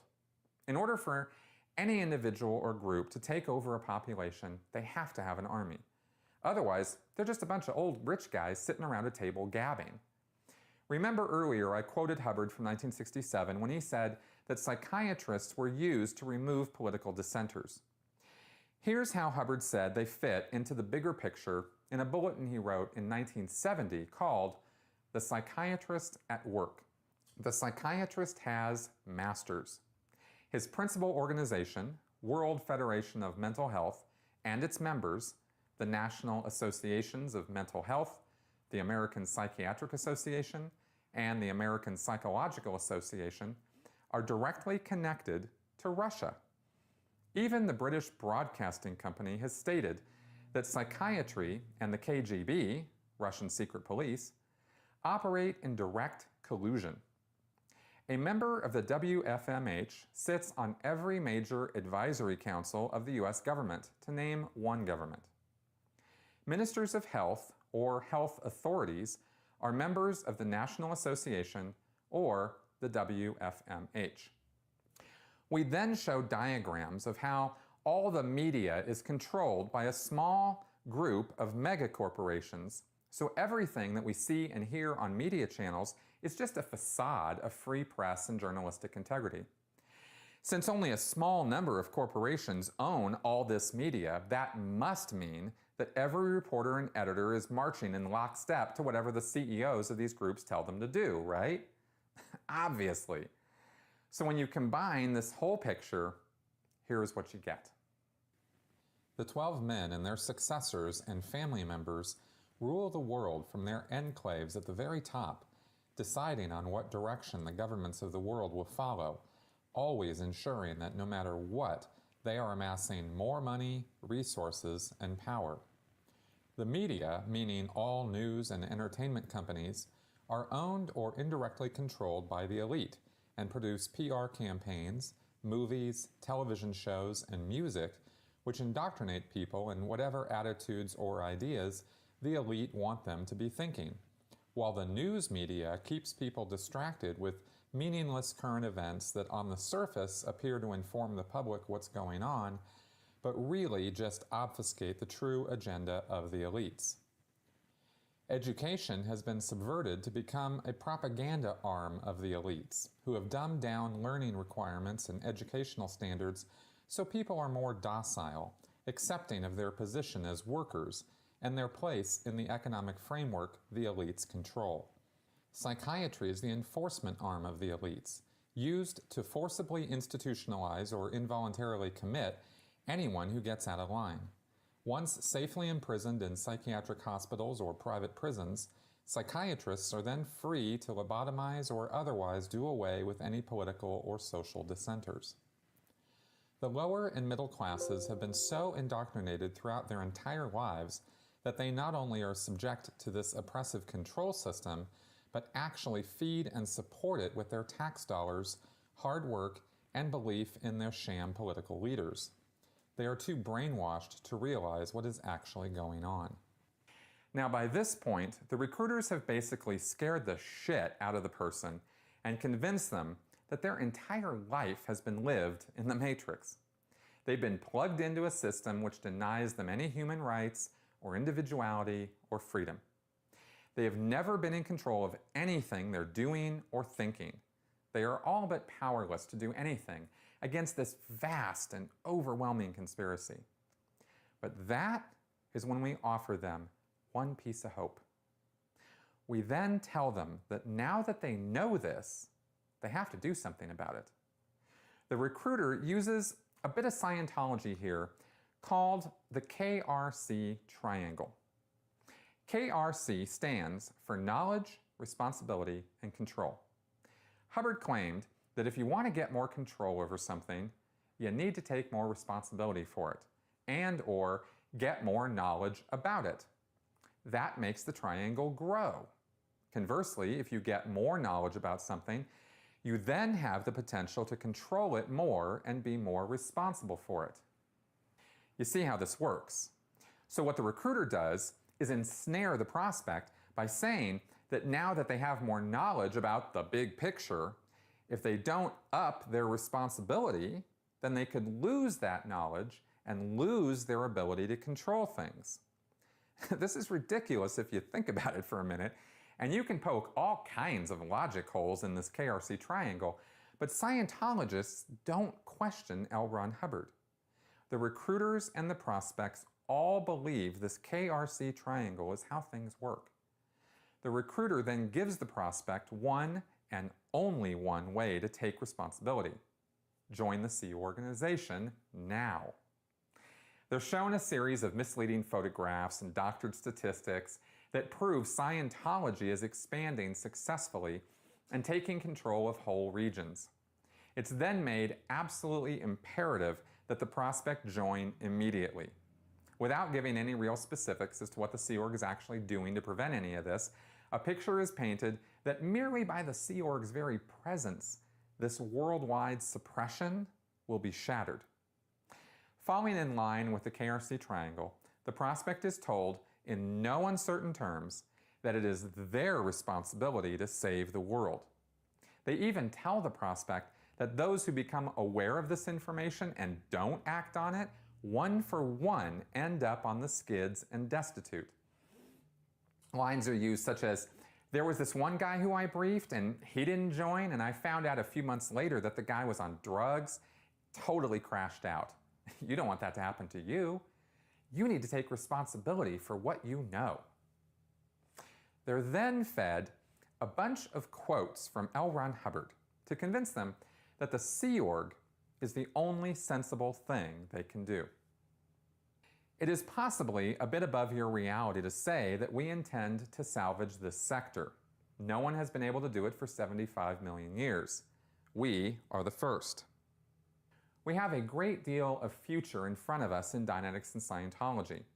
The way to attain that future is to somehow or another attempt to work as a team against the forces which oppose progress, culture, and civilization to achieve a better Earth. Not to fight each other or engage in activities which claw each other's eyes out, but to all of us get ourselves above the level of having to fight, and then enjoying a good fight as a team against any force which oppose the progress of man. Civilization is successful only because it is a team. The individual in our present society has a rough time. We are a team. We have a big job to do. We need everyone aboard. The job that we do out over the world is unbelievable. We actually are not up to a point where the world even has an idea that anybody could do anything about it or straighten it out in any way. We're actually 3 feet behind the world's head, and we're handling technology which is far, far beyond the ordinary level of technology which man has. When you add all this up, the Sea Org has evolved itself into a very successful activity, and it is a very vital and necessary activity. If we win, you will win. The kids in school will grow up, and we'll have a world without criminality, without war. We mean it. And the only slim chance this planet has rests on a few slim shoulders, overworked, underpaid, and fought, the Scientologist. Later on, if we make it, what will be your answer to this question? Did you help? In this minute particle of time, we have the opportunity to reverse the downward spiral of life. While pushing these Hubbardisms on the prospects, the Sea Org recruiters will then go all in to get the person to sign up. Their attitude is that there is no other choice, nothing else is important, and to hell with anything else going on in your life. Here's some lines taken from a Sea Org recruitment video so you can see how they go for closing the deal. OT levels were given to the Sea Org to deliver by LRH. Without the Sea Org, there's no OT levels. There's no cleared planet. If you get enough Sea Org members, you'll make more OTs, you'll clear the planet. The Sea Org is the guys who are there, who are making sure it all happens. You know, at the end of the day, they're the ones who are ultimately responsible for it. And whether we handle it, whether we make it, etc., etc., it's going to be down to the Sea Org. And it's going to be down to how many people actually decided, you know what, I need to do this. The Sea Org is an adventure. It's, if you want, lots of energy, many challenges, lots of different things to accomplish, then you should join the Sea Org. It's fast moving, it's tough, it's dedicated, but it's also a hell of a lot of fun. And when you're operating on a purpose level that you're doing in the Sea Org, and at the same time operating in an extremely intense and adventurous way, I mean, that's living. One last bit I'll mention here is that a crucial aspect of the recruiter's methodology is to ensure that the prospect is isolated from his parents, spouse, or anyone else who might try to convince the prospect that he doesn't need to join. He's told that the special confidential briefing puts him in a secret information loop that only a few elite Sea Org members are aware of. This makes it much easier for the prospect to then discount the concerns of their loved ones who obviously don't know what they're talking about when they try to convince the prospect that dropping out of college, quitting their job, leaving their fiance, or whatever else the recruiters are saying is absolutely ridiculous. Sea Org recruiters not only do this briefing, but will then sit for hours working a person over, telling them that any plans they had for their lives, such as going to college or even having a family and kids, are worthless and not what they should be doing. They won't take no for an answer and relentlessly try to push a pen into the prospect's hand and get him or her to sign the billion-year contract of commitment. It usually takes the prospect literally getting up and walking out or forcefully telling the recruiters he does not want to talk to them anymore before they will stop. There are tons more details and bits and pieces of all this I could elaborate on, but I think this video has gone on long enough and certainly has given the flavor of what Scientology recruitment is like. It's grueling, it's intimidating, and it's relentless. Sea Org recruiters are amongst the most convincing, smooth-talking, and charismatic merchants of chaos you will ever encounter. Whether they believe their own lies or not is immaterial. It's a fact that they spend all day, every day, weaving tales of terror to beguile and amaze unsuspecting Scientologists and convince them that the Sea Org is the world's only salvation. I recruited 11 people into the Sea Org during my stint as a recruiter. Most of them, I believe, have made it out of the Sea Org now, and I can't tell you how thankful I am for that. I hope that by making this information public, it may help any parents or concerned loved ones out there to make sure their friends and family do not involve themselves in Scientology. The Sea Org is not an organization you want your loved ones joining. This also should help give you a better idea of just how far down the rabbit hole Scientology beliefs are about the world around us. Thank you for watching.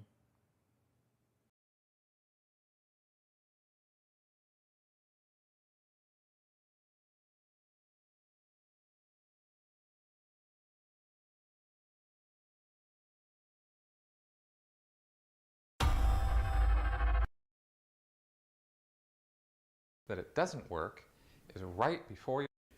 The ideal orgs are not filling up with new people, and the church is taking a beating in the media and in the courtrooms almost every day. You can write this off to the psychiatrists or grand governmental conspiracies against Scientology, but that doesn't really open the door to any handling or make these problems go away. Working in a Scientology organization can be a maddening experience, but it's not immediately obvious to most people why this is. Everyone in the organization believes it should make sense and it should work because it was designed by L. Ron Hubbard, and as far as they're concerned, he is infallible. But the proof that it doesn't work is right before your eyes, with empty buildings and a shrinking membership. In this video, you're going to see how the management structure Hubbard designed actually violates his own rules for how life operates, yet somehow he thought it would work anyway. But there's more to the story than this, a lot more. Because while most Scientologists believe that Hubbard's system is how things are run, there are all sorts of things that don't make any sense even after you understand the management system. And the reason for that is the entire structure was actually subverted almost from its very inception in the early 1980s. I'm going to show you exactly how this happened. By the end of this video, you will understand more about how the Church of Scientology operates than most people who are in it. If you're a member of Scientology right now, or were a member in the past, I think this is going to explain a lot about why you might have found your experience with the church has been so unsatisfying. We've got a lot to cover, so let's get right to it. We'll start at the bottom and work our way up. A Class 5 organization, called an org for short, delivers beginning and intermediate Scientology services. They're called Class 5 orgs because the highest level of training they provide is called Class 5, on the Scientology Bridge to Total Freedom. An org is also supposed to be able to take its parishioners all the way up to the state of clear, but most of them lack the trained personnel to do this. Orgs are usually located in major or capital cities. Above Class 5 orgs, there are Sea Org orgs, meaning larger service organizations that are staffed only by Sea Organization members, and which deliver higher-level Scientology services, such as the confidential OT levels. These are located on Sea Org bases around the world. Let's take a moment and talk about the Sea Organization. What is it? The Sea Organization was formed in 1967 and is a group of Scientologists who are bound together around the common purpose to forward, uphold, and carry out command intention, meaning that they swear an oath to follow the orders of whoever is in charge of the Church of Scientology. Originally, that leader was L. Ron Hubbard. When he died in 1986, David Miscavige publicly took over running all Scientology operations and has been the leading officer of the Sea Org ever since. Anything Miscavige orders is considered command intention. Hubbard told Scientologists that Sea Org members are the aristocracy of Scientology. They are run with military-style discipline and traditions, such as wearing uniforms, holding naval ranks like petty officers and officers, and calling seniors sir. On the subject of rank, there is an important point I want to tell you about. In the Sea Org, there are brevet ranks, meaning ranks that you get temporarily because of a job or position that you hold. For example, someone could be a commander temporarily because they are holding a senior executive position at the highest levels of the church, even though the rank they have earned as a Sea Org member could be quite lower. The highest rank in the Sea Org is captain.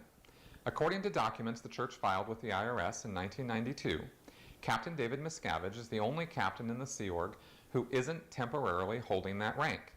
In other words, he is the highest ranking officer in the Sea Org, and has been for decades. Only Sea Org members may hold management positions in the church's hierarchy, and only Sea Org members are given the rights to deliver the confidential upper-level services. Sea Organization members also hold positions of authority in every lower echelon Scientology organization. They keep an eye on things and act as representatives of senior management authority. Sea Org members move between different posts and different organizations at the whim of Sea Org executives meeting whatever personnel demands are the order of the day. A Sea Org member can be a senior executive at the highest levels one day and reposted as a janitor in a lower organization the next. There is very little stability in the life of a Sea Org member. In fact, no matter what their rank or position or standing, Sea Org members can be removed from their positions at any time and sent to the Rehabilitation Project Force if it is deemed that they have somehow betrayed the Sea Org or not followed command intention.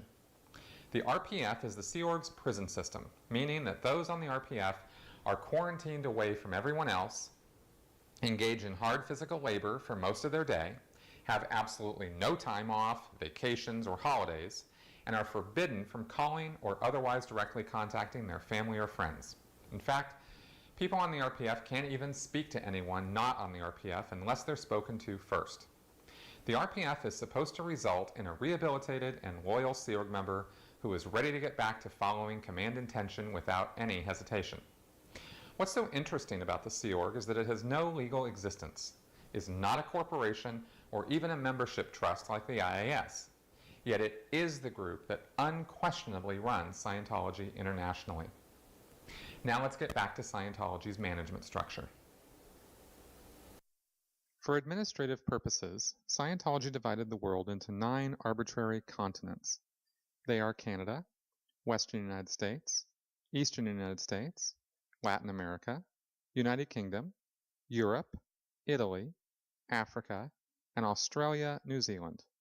There is a satellite office for Russia, which is under the domain of Europe, while Eastern Asia falls under Australia. Each of these continental areas has a Continental Liaison Office, or CLO, which manages all of the Scientology activities in its area. In Hollywood, California is the International Liaison Office, or ILO, which runs all of the CLOs. ILO is run by Int Management, which is in Hemet, California. This location is kept secret from Scientologists, but it's a well-known fact on the internet. Let's look at this on a management chart. At the secret Int Management base, you have the Executive Director International and his staff, collectively known as the International Management Executive Committee. This is the highest managing body in the Church of Scientology. E.D. Int and his staff develop international strategies to expand all parts of Scientology. For example, one of E.D. Int's staff is responsible for all audio-visual aspects of Scientology, like the films and videos that are used in orgs. This person might work out a strategy to get all the films popularized, so more people want to see them. He would write programs for orgs to popularize the films. But he doesn't directly tell the orgs to do those programs. Instead, he sends the program to ILO, and it would send the program down to the CLOs and on down to the orgs. There are people in ILO and CLO who would then follow through step by step on that program and get the orgs to get each step of the program done. And this is how Scientology management is supposed to work at its most basic level. This is about as far as any public Scientologist understands the management structure. It seems like it makes sense and should be easy to run. Most Scientologists probably think that David Miscavige is the chairman of the board of this International Management Council, and that's where he sits in the big picture. But no, that's not how it works. Let's take a look at another body that fits on top of this whole thing called the Watchdog Committee. Now, why have a committee of watchdogs over this management structure? After the Guardian's office was caught in the mid-1970s for infiltrating the U.S. government, something had to be done to make sure that no one was going to get carried away with violating the law so flagrantly. I'm not saying that the GO operated independently of Hubbard's wishes or that he didn't know what they were up to.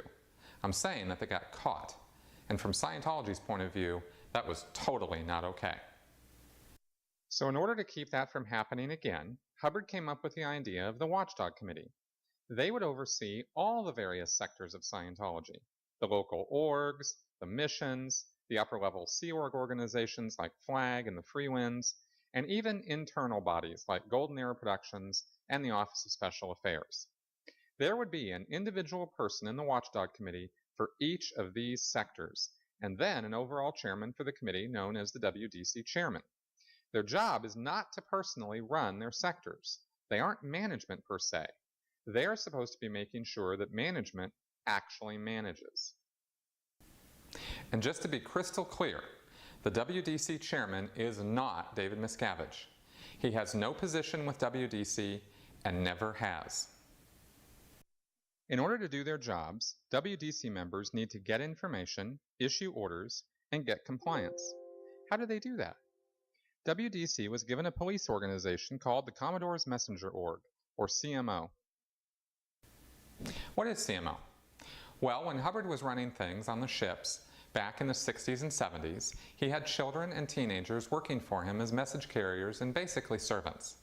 They would run around the ship being his eyes and ears. When Hubbard went on land in the mid to late 70s, he retained messengers as their own little sub-organization. Some of them carried on as his personal servants, while others were put in higher positions of trust. When Scientology management was reorganized in the late 70s and the Watchdog Committee was created, it was only natural that these messengers would then continue to ensure that Hubbard's directions and orders were followed by being placed under the Watchdog Committee as its eyes and ears.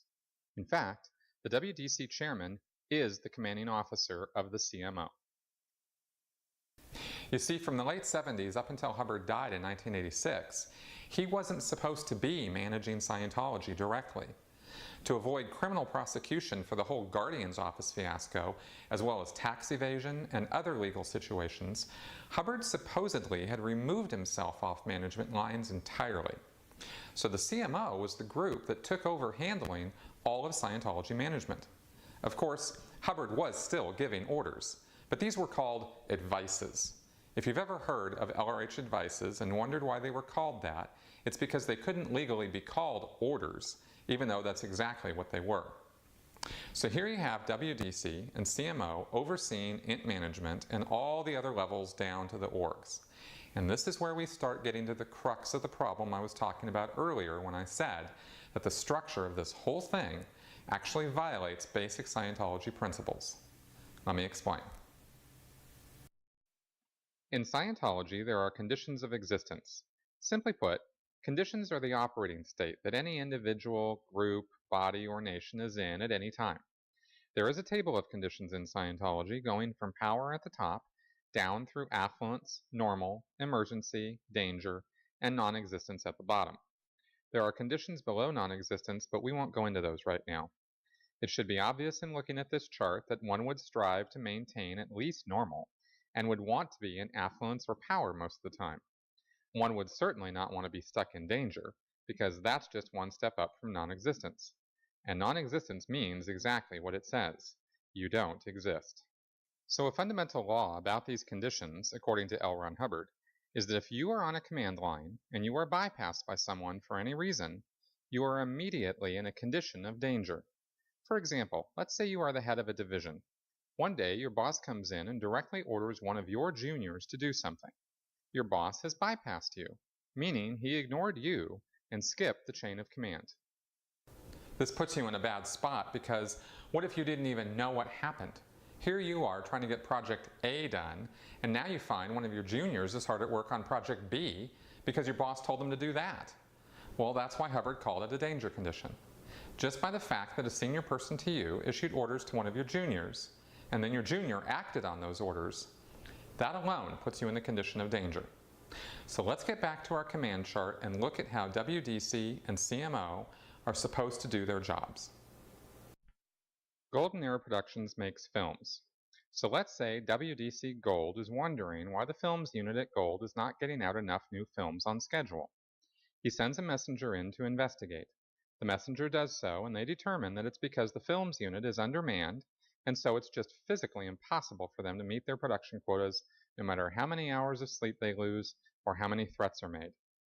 WDC Gold then writes a program, meaning he issues a series of orders that are to get done, which should result in more personnel in the films unit. The execs get the program and decide to send out some recruiters to get more people for the films unit. Now that's not the end of the story, it's just the beginning. WDC Gold wants to make sure that those personnel are gotten, so he will have messengers continue to go to staff in Gold and direct them on the program that he wrote and make sure they get it done. The messengers are not going to follow the command channels inside Gold. They don't care about any of that. Their job is to get that program done. Messengers have the authority to go to anyone in the organization at any time and tell them what to do. If anyone were to disobey a messenger's directions, they would be in serious trouble. So here you have an immediate danger condition on every single person that the messengers are bypassing when they issue orders to people like the personnel director, or the finance secretary, or the staff training officer. Now at any one time, there could be any number of WDC programs being run into Gold. This also applies to every other echelon of management. At each level, there is a CMO unit physically adjacent to each management body. For example, there is CMO Clearwater at the Flag Land Base in Florida. There is a CMO unit at St. Hill in England. There is another in Los Angeles. And messengers from every one of these CMO units are physically running around in these management units every single day, issuing tons of orders and directions on a total bypass of the standard command lines, putting every single manager up and down the line in a permanent danger condition. In the Class 5 and Sea Org service orgs, there isn't a CMO unit, but that doesn't mean that the service org staff aren't subjected to this same kind of insanity. They have what are called networks. These are independent command personnel in the orgs who issue orders to anyone in the org they want to, similar to how the messengers operate. There are supposed to be 5 or 6 network staff in each org. Most of them are Sea Org members, such as the flag representative or the flag banking officer. Each network has its own special zone of operation, but the net effect is the same: constant bypass of the org's command lines. Supposedly, all of this bypass is handled with the use of what LRH termed coordination committees. These are another bureaucratic band-aid that are supposed to coordinate the orders and activities coming into an org at each level. I watched these committees go on for years, and to just tell it to you straight, they don't work. Now, what I've just described to you is what Scientologists and Sea Org members believe is the totality of their management structure. If you read through all of L. Ron Hubbard's policies and issues inside the Church of Scientology about its management system, this is what you come up with. So everyone inside the organization is trying to do their jobs according to this system I just described.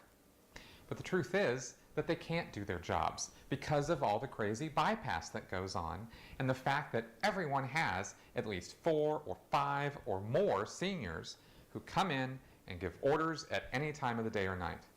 They are frustrated beyond belief because they're living in a bureaucratic nightmare and they can't make any sense of it. Pretty crazy, right? Well, it gets worse. Because as bad as this is, this entire system was completely subverted decades ago. There's a hidden management system that has been added to this structure, which is so obvious that everyone knows about it, but no one in Scientology realizes what they're actually looking at. Now we are finally getting to David Miscavige and the Religious Technology Center. Let's look at where this fits in to the whole structure. RTC is an organization that sits above and apart from the rest of Scientology. According to the RTC website, its purpose is to protect the public from misapplication of the technology and to see that the religious technologies of Dianetics and Scientology remain in proper hands and are properly ministered. The way it is supposed to do this is through trademark enforcement. Mr. Hubbard personally oversaw the orthodox practice of Scientology. As an integral part of that endeavor, he also registered as legally protectable trademarks many of the religion's identifying words and symbols, such as Dianetics and Scientology. It is RTC that grants Church of Scientology International, CSI, the mother church of the Scientology religion, the right to use the trademarks and to license their use to all other Scientology churches. Without CSI's written authority and RTC's ultimate approval, no entity can legally use the marks or call itself a Church of Scientology. However, RTC's purpose has never said anything about managing or directing Scientology organizations, nor is it supposed to have any power over individual Scientologists. David Miscavige took control of RTC in March of 1987 and made himself the chairman of the board, a post he has held ever since. In 1994, Miscavige declared in a court of law that RTC is not part of church management, nor is it involved in the daily affairs of various Church of Scientology organizations or missions. In fact, a major reason for its formation was to have such a church organization that performed these functions in a capacity entirely separate from the actual management of the various churches and missions of Scientology. Not only is RTC not involved in the management of the international hierarchy of Scientology churches, but its very existence and performance of its true functions depend on the fact that it is not part of church management. I want you to keep that in mind as I show you what Miscavige and RTC have been up to for the last 30 years. Let's talk about some Scientology history. Odds are, any Scientologist still practicing Scientology these days does not know what I'm about to tell you. Yet this information is key to understanding how the church operates. There's a lot to know about the period from the late 1970s to early 80s, and I'm not going to pretend to cover every significant event or important detail. This was a time of tremendous change for Scientology, and I can only give you a brief summary of what was going on. From its inception in 1953 up until the mid-1970s, L. Ron Hubbard directly managed the Church of Scientology. He set up a bureaucracy in the 1960s to take over this job called Worldwide Management Control Center. Yet by 1971, Hubbard disbanded Worldwide because he said they weren't doing the job, and he formed a new management system which operated from the Sea Organization's flagship called the Apollo. Since then, the Sea Organization has been directly managing all Scientology churches around the world. Many different management structures and organizations existed throughout the 1970s, far too many variations to describe here. None of that is really important anyway. What is important is that by the 1970s, Hubbard was in a lot of legal trouble. For example, the church had lost its United States tax-exempt status in 1967 because the IRS found that Hubbard had been personally profiting from Scientology. This was a real problem because now taxes were owed, but Hubbard refused to pay them. He was also in legal trouble in other countries, like France, where in 1978 he was convicted for illegal business practices and sentenced to 4 years in jail. Of course, he never went to France for the case or to serve his sentence. So he put together a program called Operation Snow White to try to get his name cleared legally and to try to clean up the files of the various governments so Scientology could operate in the clear. However, they didn't do this legally or openly. Instead, they resorted to illegal means, and that stirred up a lot of trouble. The church's legal bureau, called the Guardian's Office, infiltrated the U.S. government in the mid-1970s and got caught. 11 Scientologists ended up going to jail over this, including the person who ran the Guardian's Office, Mary Sue Hubbard, L. Ron Hubbard's wife. This fiasco prompted a great deal of cover-up and reorganization to protect Hubbard and the church from full-scale decimation. Earlier I said that because of all the legal trouble, Hubbard was not supposed to be seen managing Scientology directly. Well, by 1980, Hubbard in fact was in hiding in a location known to literally only a couple of CMO messengers who were physically with him and cared for his personal needs. These were Pat and Annie Broker and Steve Sarge Fouth. No one else knew where Hubbard was located, nor would they until his death in 1986.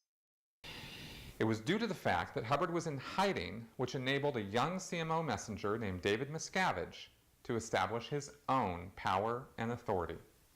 You see, with all the fallout from the Guardian's Office indictments, there were two top priorities for the church. One, get Hubbard's name cleared legally so he could come out of hiding and start running things openly again. And two, get Scientology's corporate status sorted out so it would be legally defensible and so it could continue making money for Hubbard. 2 Sea Organization units were initiated to get these done. Mission Corporate Category Sort-Out began in February 1980. The All Clear unit was established in 1981 to clear Hubbard's name legally.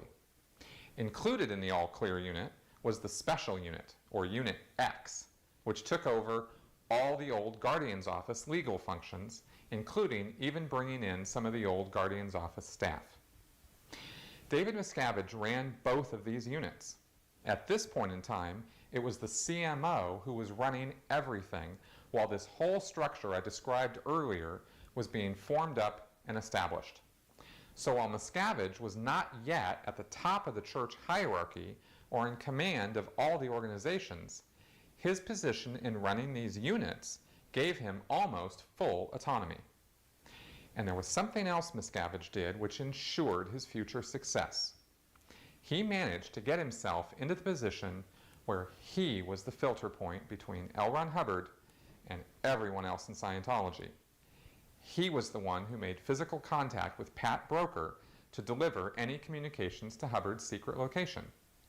And what that means is that anything going up to Hubbard or coming back down from Hubbard first had to go through David Miscavige's hands. It was an easy matter for Miscavige to orchestrate getting rid of anyone who he felt threatened by or who he wanted out of the way. He simply had to report to Hubbard that the individual he was targeting was out ethics, not loyal to Hubbard, had come up with criminal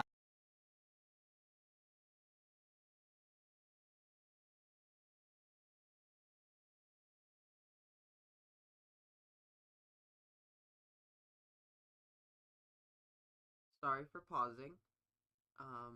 I just took a look at the video of Scientology's organizational madness that Chris is doing, and I found names. These names are now getting added to my database. Please excuse me. First name we got is Dee Dee Vogerding.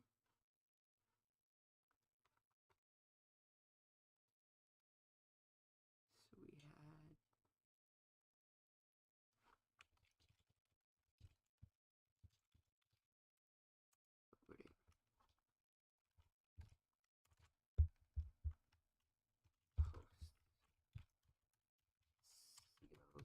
Vogerding.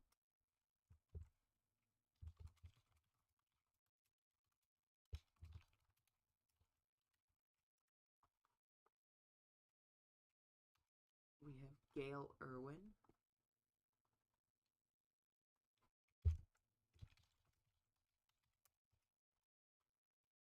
CMO Int. We have John Nelson.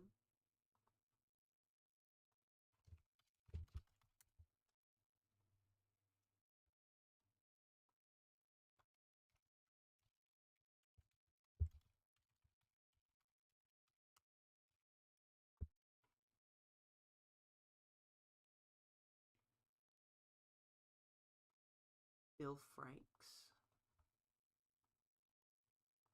I think I already have him. Nope. Bill. So that's who they're talking about. They mentioned his name in the 1982 Mission Holders Conference. Idiot. Harry Gleason.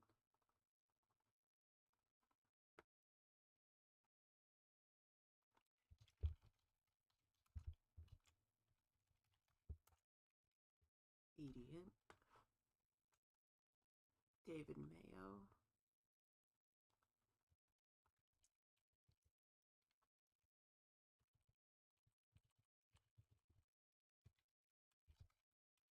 Senior CS Int. Martin Samuels.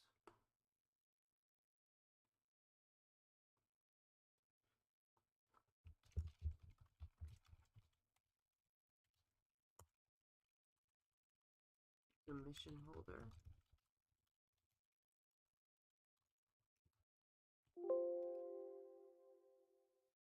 Dean Stokes.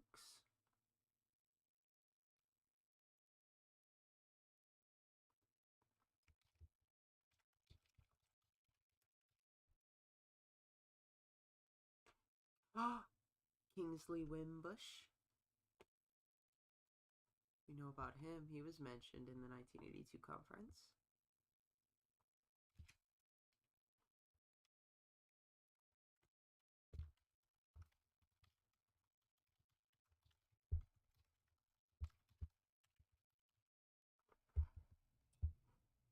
Merrill Mayo.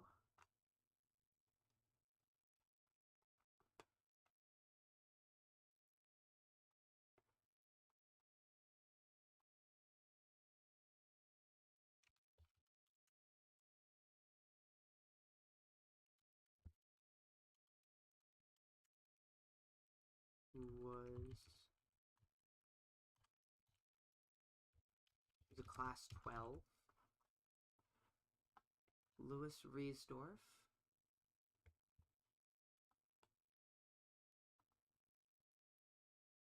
I have a Lois Riesdorf. Is this the same one? Or is there a Lois and a Louis?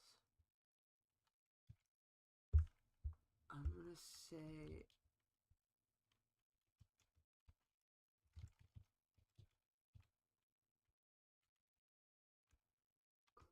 Louis? Actually, no. I should put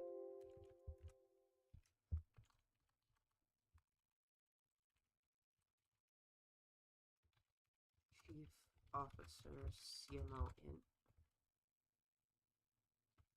I'm going to put if same as Louis Riesdorf mentioned in above video. And we had Janice Grady. Janice Gillum Grady.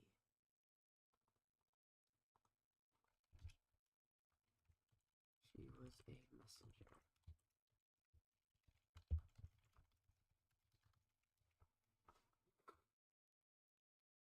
Back to the video. Activities or was working against Scientology. Hubbard would respond by banishing that person or ordering them sent to the RPF or whatever. And so it quickly became clear that Miscavige was not someone to be trifled with. The idea was to get Ron openly back on the lines and back on the int base. Until that could happen, those in charge wanted to be as close to Ron as they could and flow in power. So when Author Services, Inc., or ASI, was formed in 1982, David Miscavige took charge of it and made himself the chairman of the board of ASI. Chairman of the board is a unique post in Scientology. No one else in the church has ever claimed this position as their only job. It's a position that isn't required to do anything and yet holds all the authority and power over the entire organization. The reason ASI was important is that it was the literary agent of Hubbard. In other words, it was the organization that was in charge of collecting all the royalties owed to L. Ron Hubbard for his writings and getting that money sent up to him. While Hubbard was alive, this organization was the power hub of Scientology. Miscavige stayed COB ASI until 1987, and he continued to run the All Clear unit from this position. In fact, he ran everything from this position, with the heads of RTC and the Church of Scientology International secretly reporting directly to him almost daily. Since ASI was a for-profit organization, secrecy was especially crucial because he was overseeing everything going on with Scientology at this time. Hardly anyone in the church knew that Miscavige had this much control over church affairs. As part of the corporate reorganization, RTC was formed up in 1982 along with ASI. Vicky Asnaran was its president. She answered only to David Miscavige and through him to L. Ron Hubbard. A little known fact is that Annie Broker was the Inspector General RTC. The first actions RTC took as an organization involved getting its name known, registering trademarks in other countries, and starting legal action against people who had left the church and were starting their own auditing groups. RTC was important, but ASI is where the real power was. Now, we fast forward to the next major turning point in the story in early 1986. Despite a lot of work, Hubbard's name had not been cleared, but the command structure I laid out earlier in this video was now in place, and Scientology had weathered the storm of the Guardian's Office disaster. The International Association of Scientologists had been formed in 1984 and was aggressively collecting funds into its war chest. Dianetics was being marketed and was on its way to getting widespread name recognition across the US. Golden Era Production Studios had been built and was creating new promotional items and producing new technical films for Scientology. The INT base was established and operating. Things were actually starting to look up. And then, in January 1986, L. Ron Hubbard died. What followed was a year-long power struggle between David Miscavige and Pat Broker for ultimate control of Scientology. Because Broker had been so close to LRH, and because he supposedly had the rest of the OT levels from OT8 all the way up, Broker was in a power position himself and was the only person Miscavige felt could challenge his authority. There's all kinds of details of the intrigues that went on, but suffice it to say that when the dust settled, Miscavige was the one still standing. Pat Broker and anyone loyal to him had either been kicked out of the church entirely or were sent to the Rehabilitation Project force and had to earn their way back through hard physical labor and by promising loyalty to Miscavige. With Hubbard now dead, it became clear to Miscavige that the situation with ASI had changed. As Hubbard's literary agent, ASI had been directly connected to Hubbard and his works and all the money that flowed to him. But with Hubbard now out of the picture, it was the Church of Scientology that was going to continue to produce income and have a base of followers to be led. Miscavige wanted to be on top of that. So it was that in March 1987, David Miscavige and his hand-picked crew marched into the offices of RTC and kicked its president, Vicky Asneran, the Inspector General, Annie Broker, and the Deputy Inspector General, Jesse Prince, out of the picture. It was a classic coup. Miscavige assumed the position of chairman of the board of RTC. Greg Wilhare was the new Inspector General with 3 assistants. Marty Rathman was the Inspector General for Ethics, Ray Midoff was the Inspector General for Tech, and Mark Yeager was the Inspector General for Admin. The Church of Scientology now had a new seat of power. Since that day, many people have gone in of chairman of the board of RTC. Greg Wilhare was the new Inspector General with 3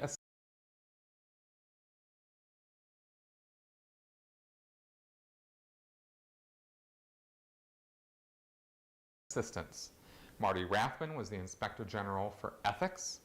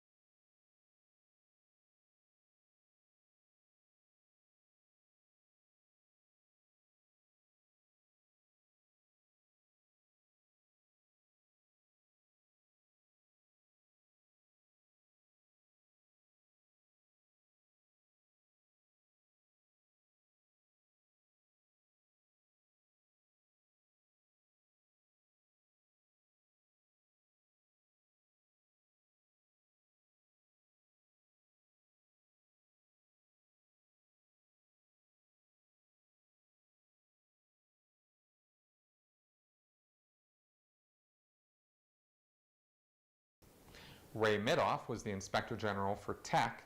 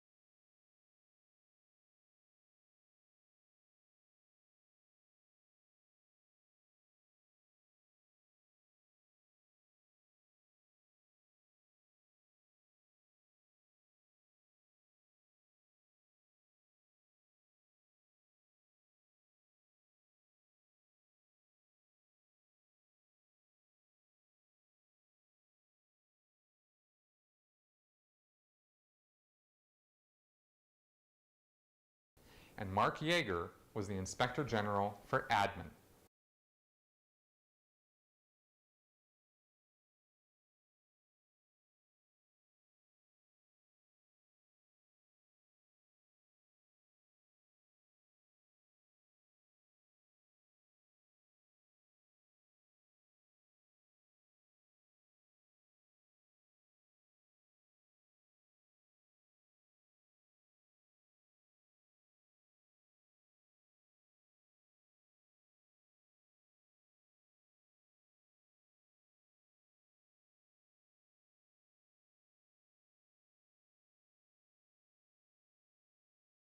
The Church of Scientology now had a new seat of power. Since that day, many people have gone in and out of a lot of positions in management, but David Miscavige has been steady as the head of the Sea Org, running Scientology from his position as chairman of the board, RTC. Until 1993, Miscavige's primary focus was tax exemption. It was imperative that the church regain the tax exemption it had lost in 1967 for a number of reasons, not the least of which was that Hubbard had specified in his will that only a tax-exempt organization could actually take possession of the Dianetics and Scientology trademarks. While Miscavige had his hands full with tax exemption, that didn't stop him from putting himself on the approval line for every key issue and program that management wrote before they could be released. For example, there was the release of OT8 in 1988. In 1991, there was a whole new re-release of almost the entire L. Ron Hubbard library and a new grade chart. All of this and a lot more had to get Miscavige's personal approval before any of it could be released. While Miscavige held no management position, there was no question in anyone's mind who was actually in charge.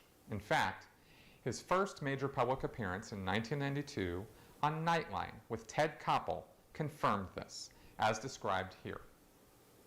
Joining us live tonight is David Miscavige, whose formal title is Chairman of the Board of the Religious Technology Center, the organization which manages Dianetics and Scientology.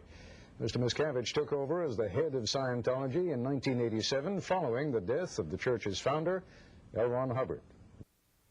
Once tax exemption was secured in 1993, Miscavige was truly an unstoppable force, and he then started remaking Scientology into his own image. Behind the scenes, he began intruding more and more directly into the day-to-day affairs of the church and its management, even issuing his own bulletins and corrective actions on org staff with Inspector General Network bulletins. In 1996, Miscavige began to reposition himself as the actual source of Scientology with the release of what he called the Golden Age of Tech. This was basically a total rewrite of the entire subject of Scientology training. Like so many things that Miscavige has taken on, he managed to utterly ruin training, making it impossible for Scientology auditors to ever graduate.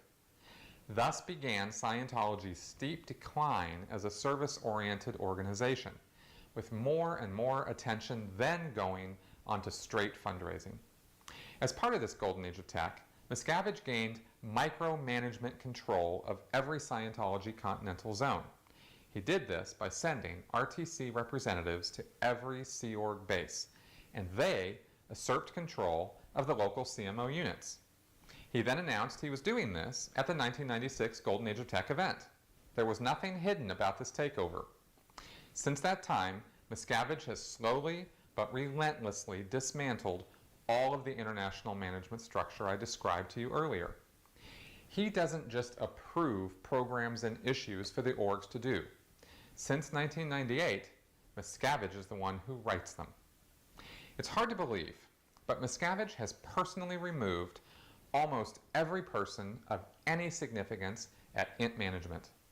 There are no Watchdog Committee personnel, there is no Executive Director International or INT Management Executive Committee.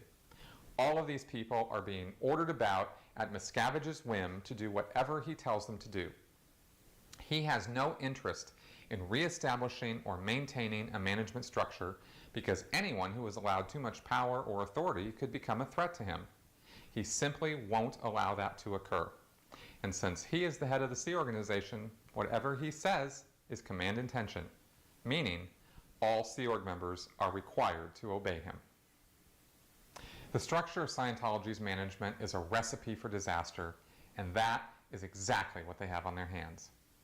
Perhaps this might explain now why things seem so insane in the world of Scientology, and why they can't manage to expand any of their organizations no matter what orders they issue or how many people they yell and scream at.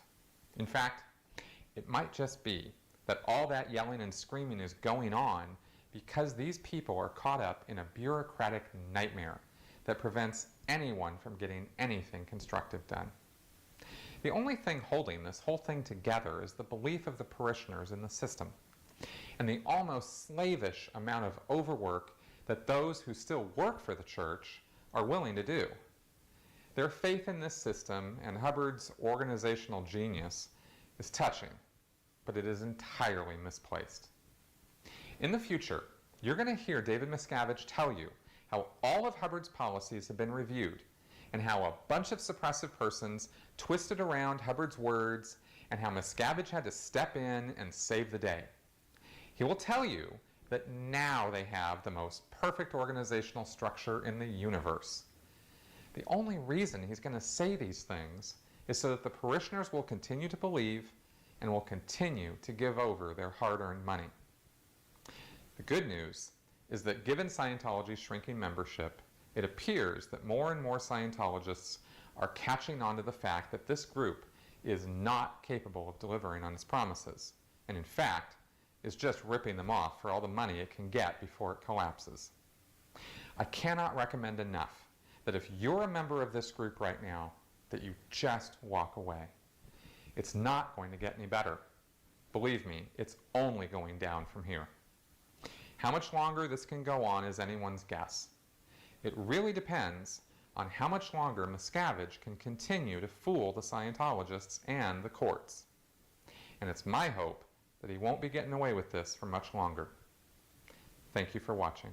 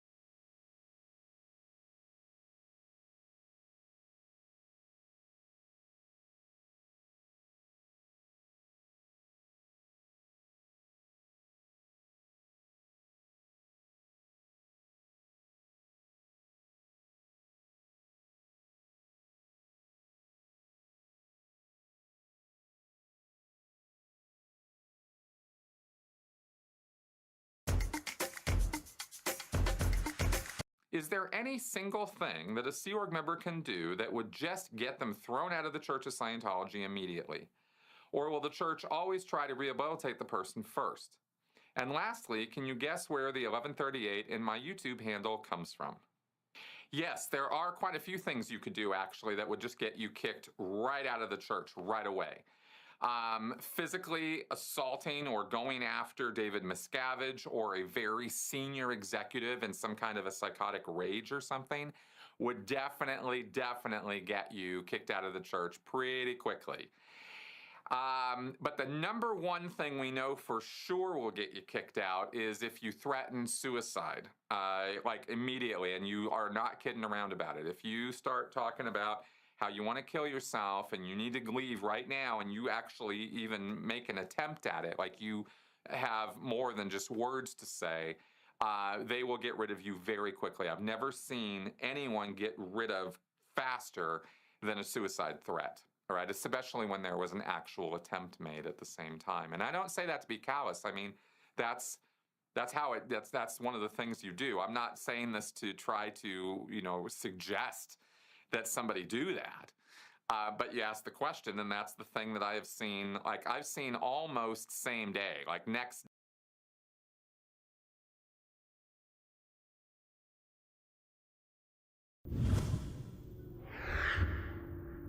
Hey everyone.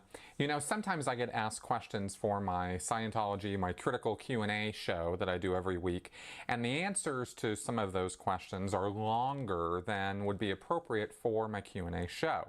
And so those become the subject of their own separate video. And that's the case here today, where I'm going to talk about the Scientology's Sea Organization and the boot camp process of getting into the Sea Org and what that entails exactly. It's a little bit involved, and so I thought rather than kind of give it a brush off, well, it's like boot camp, instead I would talk in some detail about it and give you guys a real breakdown, step by step, of what goes on the EPF, or the Estates Project Force. Starting with, why is it called the Estates Project Force? What does that even mean?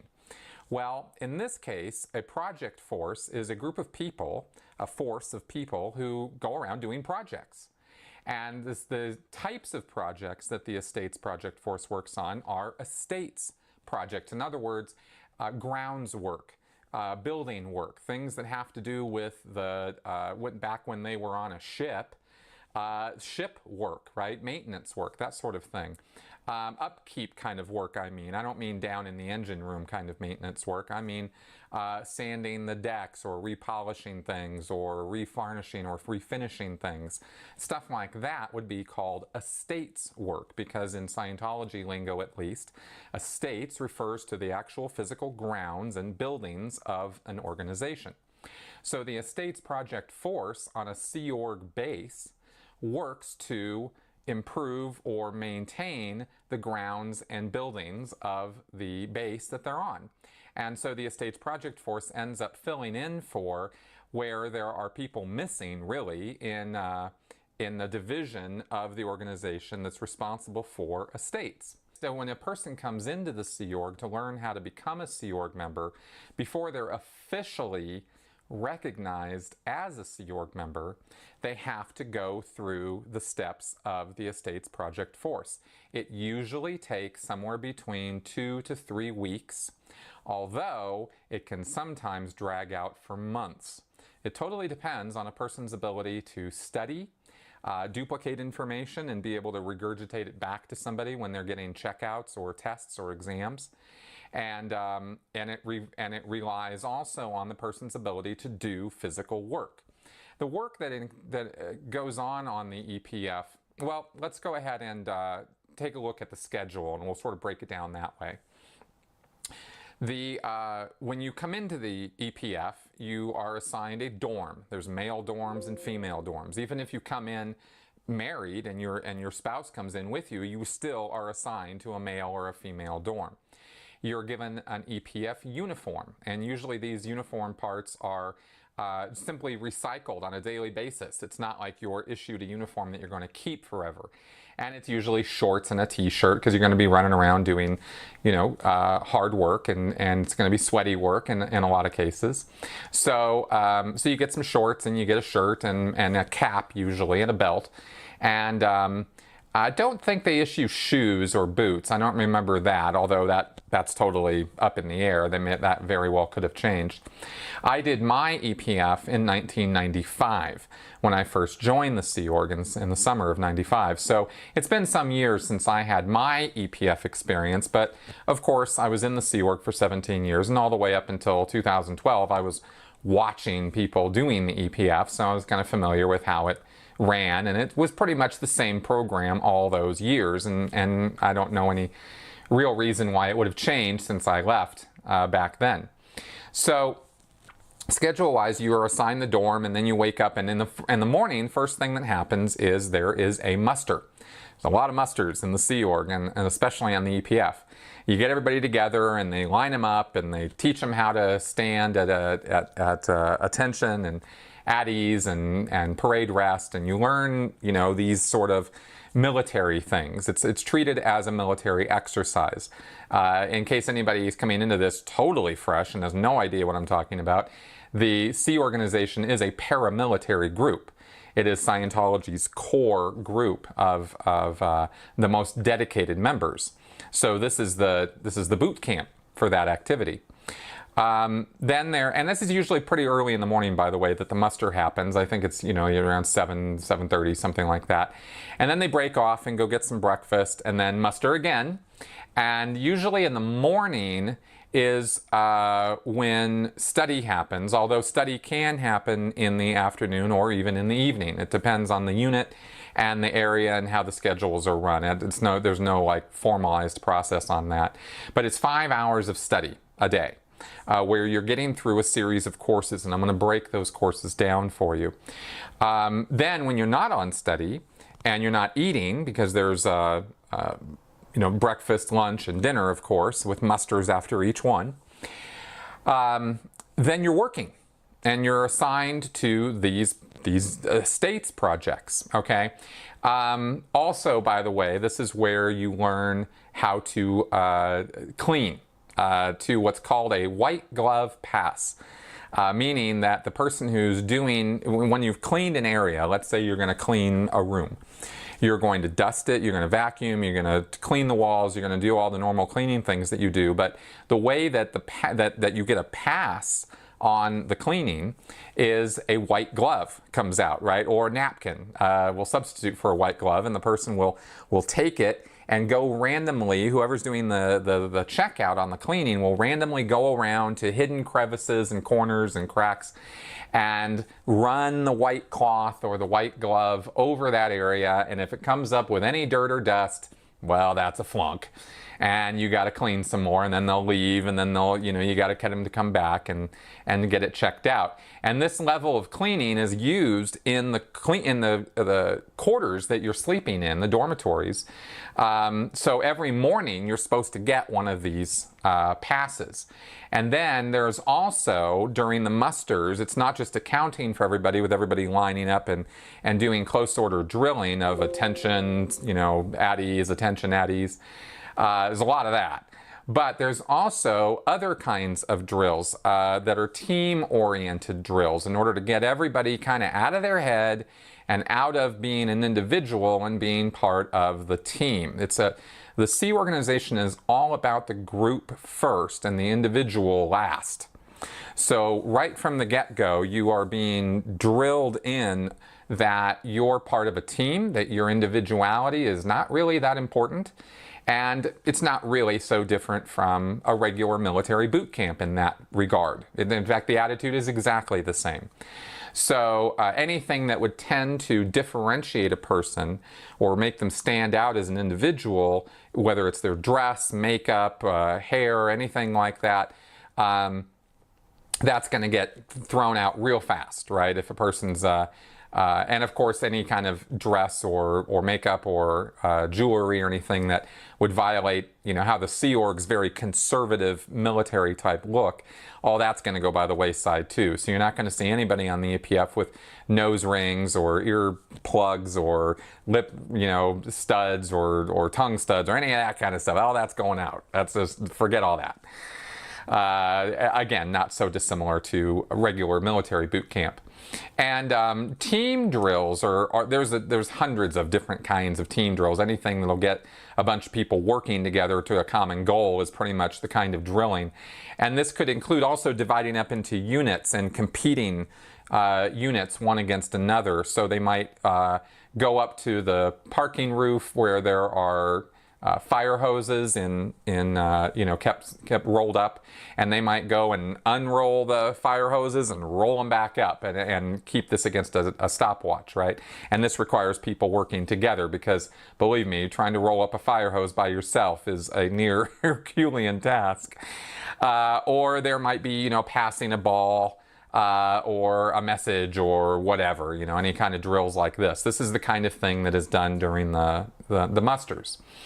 And then they are assigned the projects for the day. Every project that is done in the EPF is in writing. You're never told, go clean this area, and that's all you're told, right? Or go mow the lawn, or go, wipe those walls down or something. That's not how it works. Instead, you're given a project, and the EPF, maybe let's say it's 20 people, is divided into units.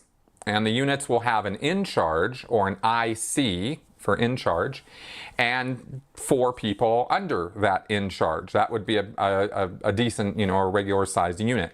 So an EPF of 20 people might consist of 4 units of 5 people each.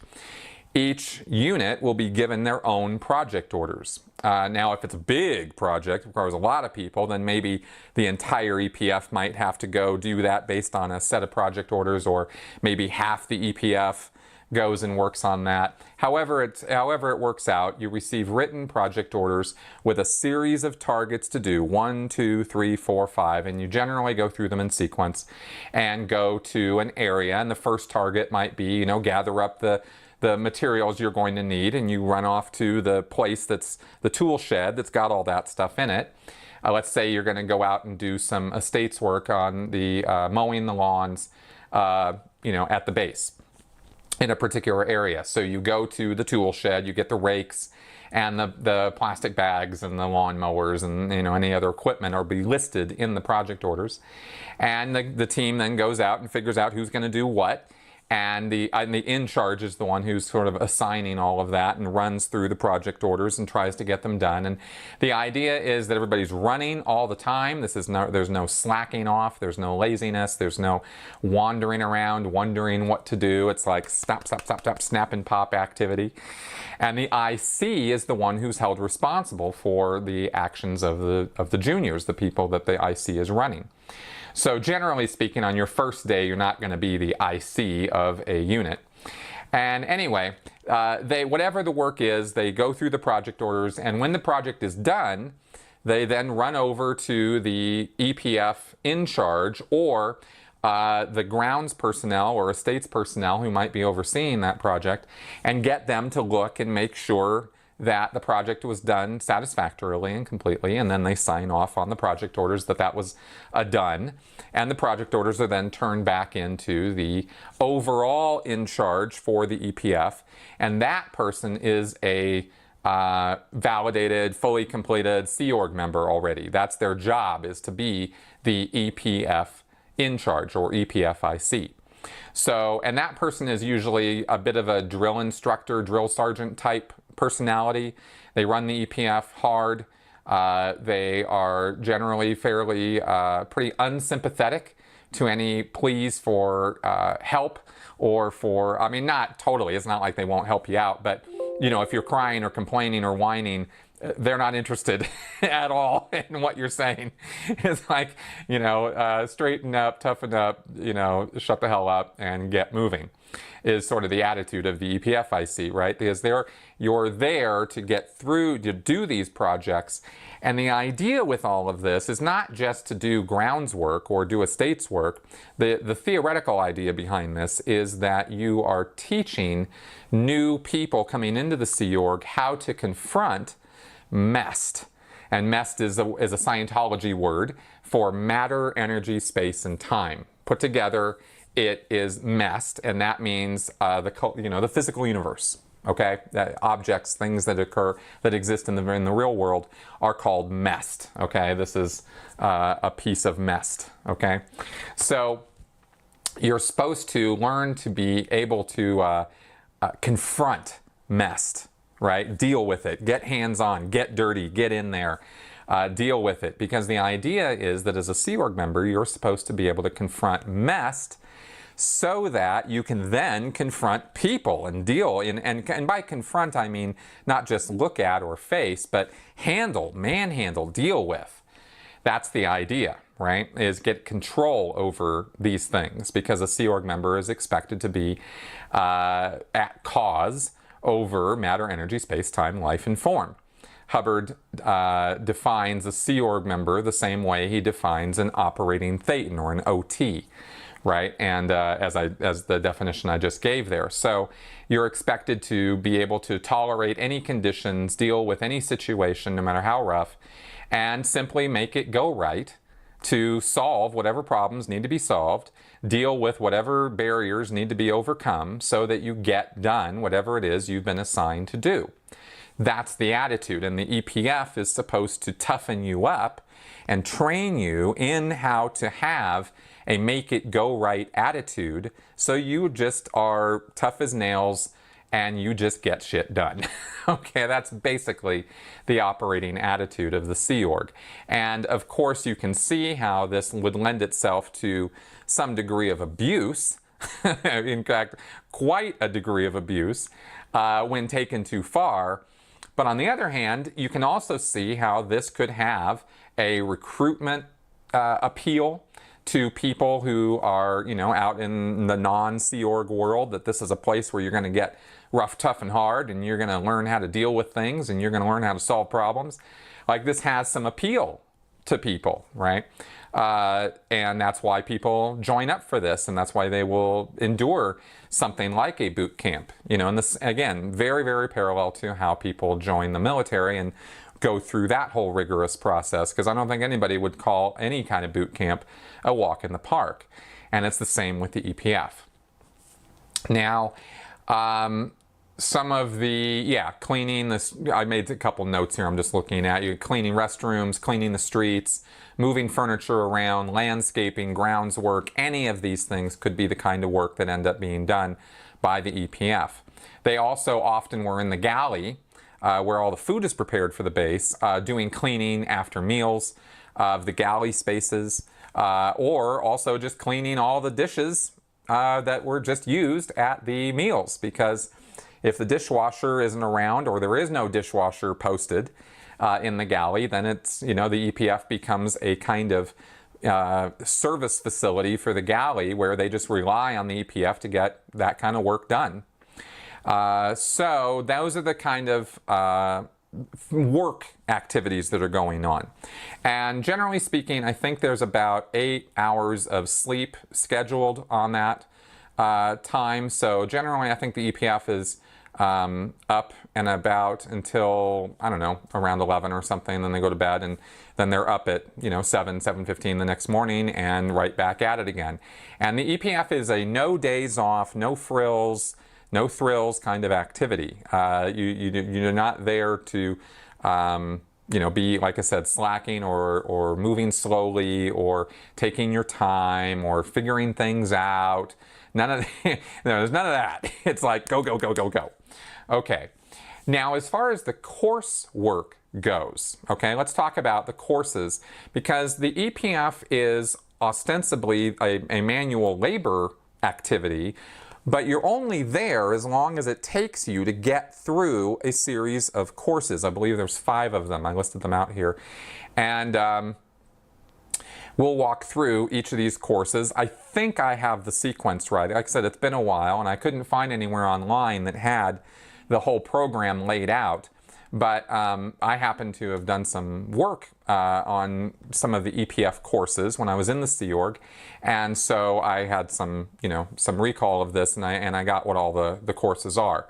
It starts with what's called the Basic Study Manual, which is a course that anyone in Scientology can do at any level in any Scientology church.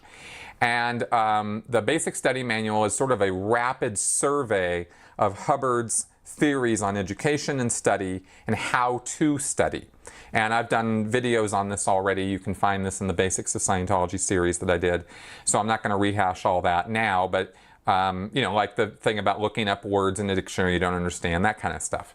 So the Basic Study Manual is basically a course designed for children. It's got children-like illustrations and very simple writing, and it's all in one book. And you go through that course. Would probably take your average literate individual, a couple days to get through it at most. And that's that. And if you come into Scientology, you come into the Sea Org semi-literate or illiterate, and there are no shortage of people who do that, you're going to be on the Basic Study Manual for a lot longer. And when you're in the course room doing this study, you have a supervisor, somebody who's overseeing all the progress of all the students in the class. And all the students are not on the same class or the same course.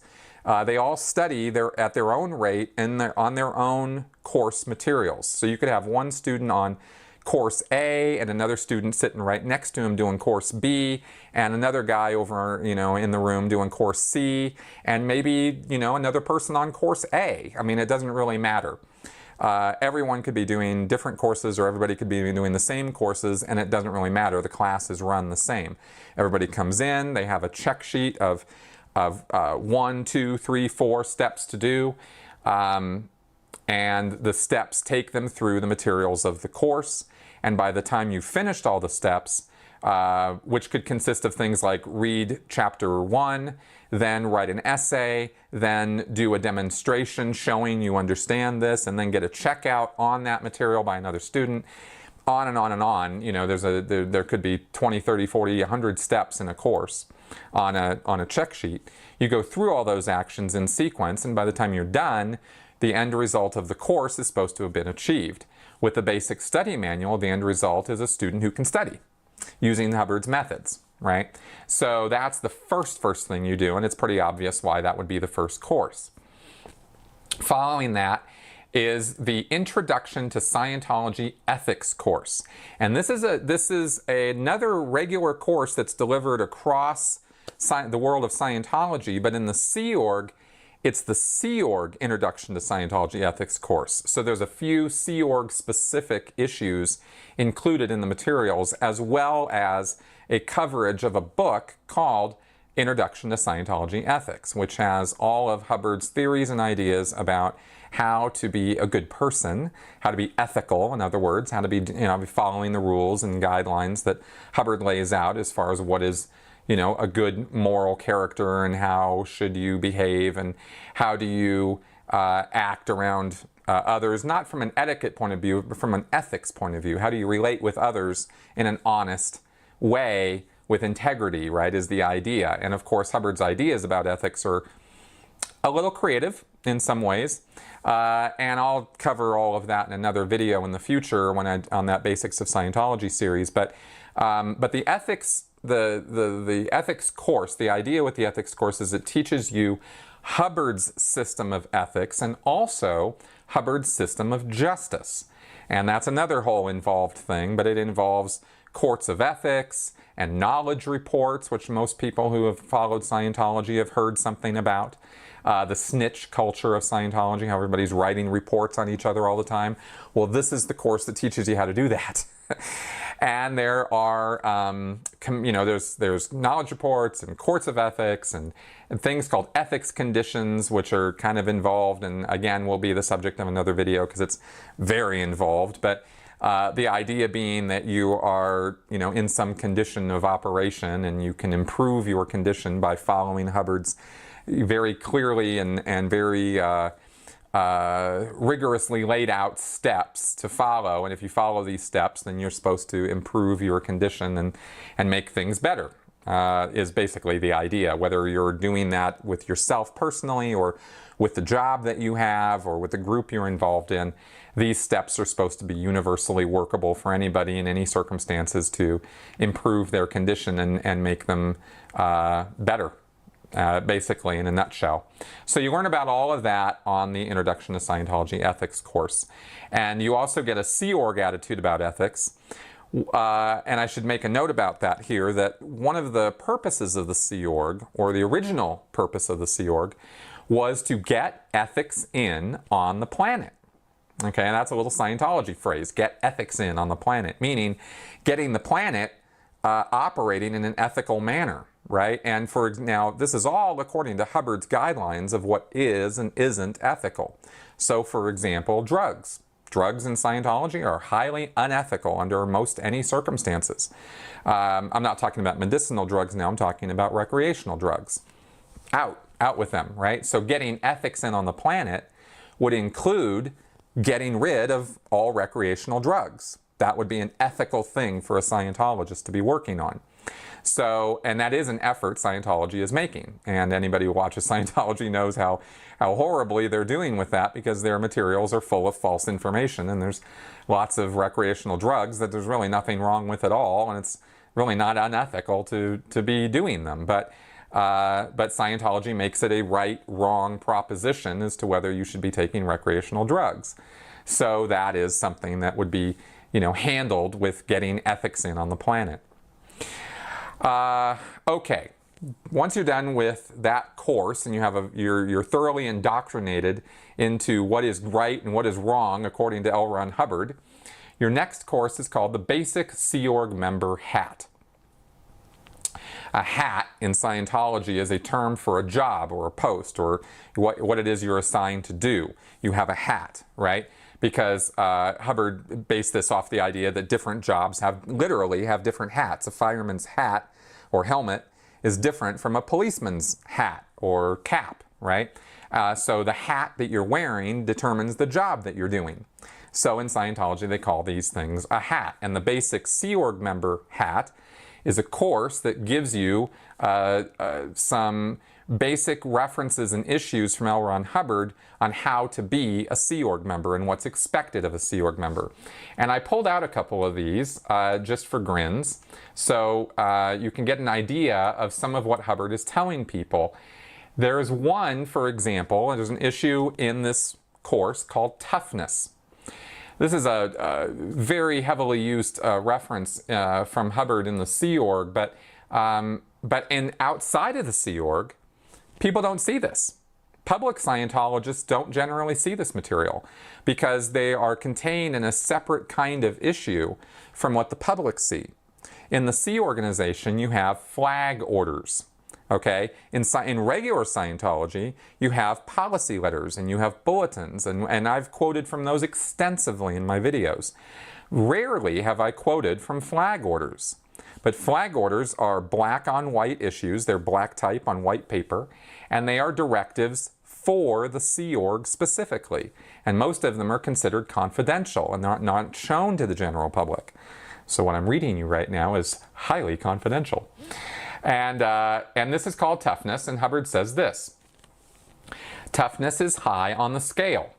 At upper levels in Scientology, we find ourselves unable to handle one area, and so instead of doing the natural thing and reducing the area we are trying to handle, we just double the size of the area. That's the way theta works, and theta is Hubbard's word for spirits or spirituality. How many times in your life have you decided, well, let's see, I couldn't handle so-and-so, I guess I'd better handle just a little bit less. And then the first thing you knew, you couldn't even handle that. What if you had said, all right, now let's see, I don't seem to be able to do this. Well, where's 2 of them? I recommend it to you very thoroughly. You can't handle something, you say, find a couple of tougher ones. The point is that you go in reverse. You've decided already long time since that it was rough handling a messed body. A pre-OT, right, somebody who hasn't yet reached the OT levels, a pre-OT who's fairly convinced that it's tough gets kind of anxious about handling this body. He knows he can only do one thing at once. He knows this. He knows it completely. Let him go down the street and work 2 bodies at once. Oh no, you could say, no, this isn't the right road out. This couldn't be. That's just more quantity. That's ... Hubbard says, I'm afraid that this is the road out. The job gets tougher as you move up the line to higher levels. Fortunately, I've designed it so each new level is attainable for most. The thing to do is keep moving over the bridge, keep working on the next level, and soon you'll be on the other side. I'll see you then. So this is just one example of how Sea Org members are indoctrinated to, if you can't handle what you're doing, well then clearly you just need to take on more, not less, right? And you don't need to stop and figure out what you're doing. You just need more piled on top of you. Okay, this is sort of the Sea Org attitude. And it's a lot of fun and games, and not really. It's actually an invitation to an extremely abusive environment is what actually goes on, and I'm being rather light about it right now, but the truth of the matter is that issues like what I just read to you are the justification or the rationale for why Sea Org members pile on abuses on other Sea Org members and expect them to just deal with it. Right? That's the kind of thing, which is why I wanted to read that to you. You also have the code of a Sea Org member. And this is talked about every now and again, but I thought I might go over a couple points here with you just to give you an idea of what kind of moral code Sea Org members have that they think they should be following. and you have examples here. This is the code of a Sea Org member has 18 points. I won't read all of them to you, but they have things such as point number 17, I promise through my actions to increase the power of the Sea Org and decrease the power of any enemy. Okay, and anything goes when it comes to fulfilling these points of the Sea Org code. Number 18, I promise to make things go right and to persist until they do. Right? Whether that means staying up all night to make that quota, you're making things go right and you're persisting until you do. Right? This is, again, justification or rationale that Hubbard gives Sea Org members for doing completely wackadoodle things, like staying up all night 5 nights in a row in order to get some job done, which happened to me while I was in the Sea Org. We have here, I promise, point number 2, and this is an important one, I promise to uphold, forward, and carry out command intention. Now, command intention is capitalized. And basically, when Hubbard was alive, command intention was anything L. Ron Hubbard wanted. L. Ron Hubbard was the head of the Sea Org. He was command. And command intention is what it is that command wants, that they push down the line to the rest of the Sea Org in order to get done. So you promise here to uphold, forward, and carry out command intention. That has now been turned over to David Miscavige, who currently runs the Church of Scientology and is the head of the Sea Org now. So when you're on this course, you learn all about these things. The next course is called the Welcome to the Sea Org Lectures.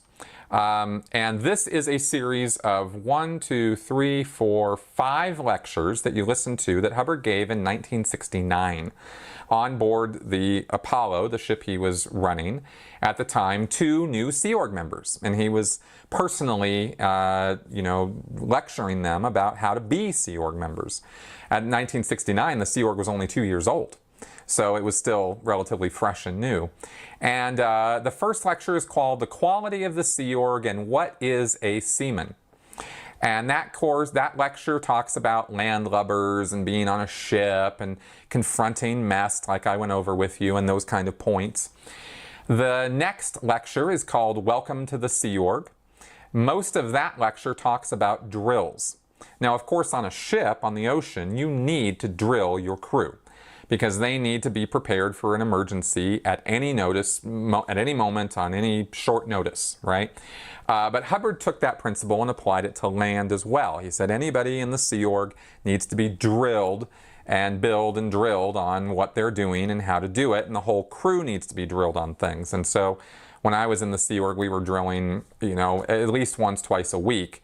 On the ship, of course, you're drilling, almost every day. And Hubbard talks about that in that lecture. The next lecture is called Why the Sea Org is Successful. And in this lecture, Hubbard directly addresses shouting and getting in trouble, and why it is that you see Sea Org members shouting at other Sea Org members, and why people are generally pissed off all the time when they're in the Sea Org, and why it's acceptable to be in that condition, and why that's actually a good thing, and why getting in trouble is not really that big of a deal, and Hubbard really didn't understand why everybody was so concerned about it.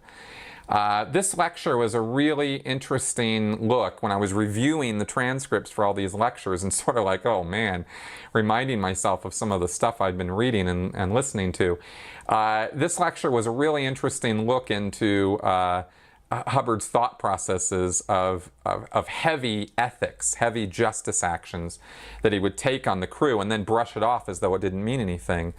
Yet we're talking about actions like throwing people, little kids into a chain locker, which is the locker at the front of the ship that has the chain from the anchor wound up in it, right? And you throw a kid in there and you drop anchor, and that kid could get killed by that chain. When on the ship, when Hubbard was running it, he threw a 4 or 5-year-old kid in there for days as a disciplinary punishment action. And he just brushes that kind of stuff off as, yeah, that's just how things are in the Sea Org. He also talks in this lecture about teammanship, surviving as a team, and why not everybody is meant to be in the Sea Org. Many are called and few are chosen, he says. The next lecture is called Third Dynamic Activity and Making Things Go Right. Now, third dynamic is a Scientology term for groups. If you're involved in a group, that group would be called, your third dynamic, or one of your third dynamics. It's a group you're part of, okay? So, third dynamic activity and making things go right. And in this lecture, he talks, of course, about groups, and he talks about how staff, this is, again, another insightful lecture into Hubbard's mentality. And these lectures are not lectures that any public Scientologist is ever going to hear. They're not available at local churches. You can't go into Denver org or Milano org and ask to listen to these lectures and hear them. They're Sea Org only. So in this lecture, Hubbard talks about how staff Sea Org members do their posts and don't seem to care that much about their individuality or themselves, or getting, paid, or getting fed, or doing their study, or this sort of thing, and how that's just kind of how the staff are. And I found that fascinating, considering that, one of the things that a lot of ex-Sea Org members remark on, and one of the reasons I left the Sea Org, for me personally, is because I didn't have any time afforded to me in my schedule every day to do study and do Scientology. And yet I was there delivering Scientology to everybody else, but I wasn't getting any of it. And then this lecture, Hubbard full on gives that a pass and says, yes, that is how things should be. And I'd actually forgotten about that was in one of the most, one of the lectures you listen to, being indoctrinated into how to be a Sea Org member. So, you're sort of being told right from the get-go that you don't really matter that much as far as your own personal survival and enhancement goes, because the group is all and the individual is nothing. And that was basically Hubbard's attitude. Then the last lecture is called It's a PRO World. Okay, PRO. Public Relations Officer. And by that, Hubbard was referring to the subject of public relations. And he talked in this lecture about public relations, about shore relations, about how when a ship goes in and docks in an area, if that ship's going to be there for any length of time, they have to have some relationship with the people on the shore and in the port and the local community. And Hubbard talks about the difficulties that the Sea Org and Scientology have had pretty much in every port they went to. And oddly enough, Hubbard never really looked at what they were doing and thought, maybe we aren't quite doing this right. Well, he did a little bit, and he talks in this lecture about that and about how you're supposed to listen to the locals and pay attention to local customs and that sort of thing. Unfortunately, I don't know. The Scientology does practice this. The Sea Org does use this in their community relations.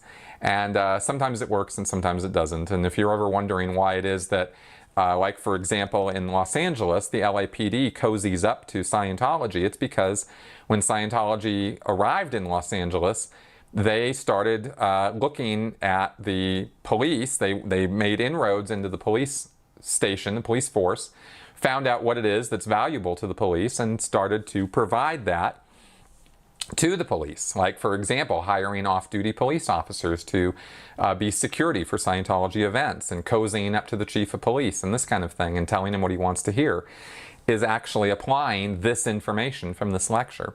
So that's how Scientology improves its public relations.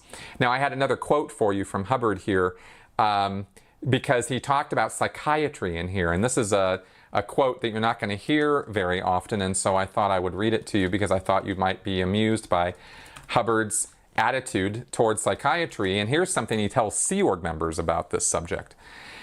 Quote, "The psychiatrists actually shaking down governments working for other foreign powers were actually able to get enough false intelligence information into enough files about Scientology and about us that where a country becomes very active, they start looking up all this information, which is all false.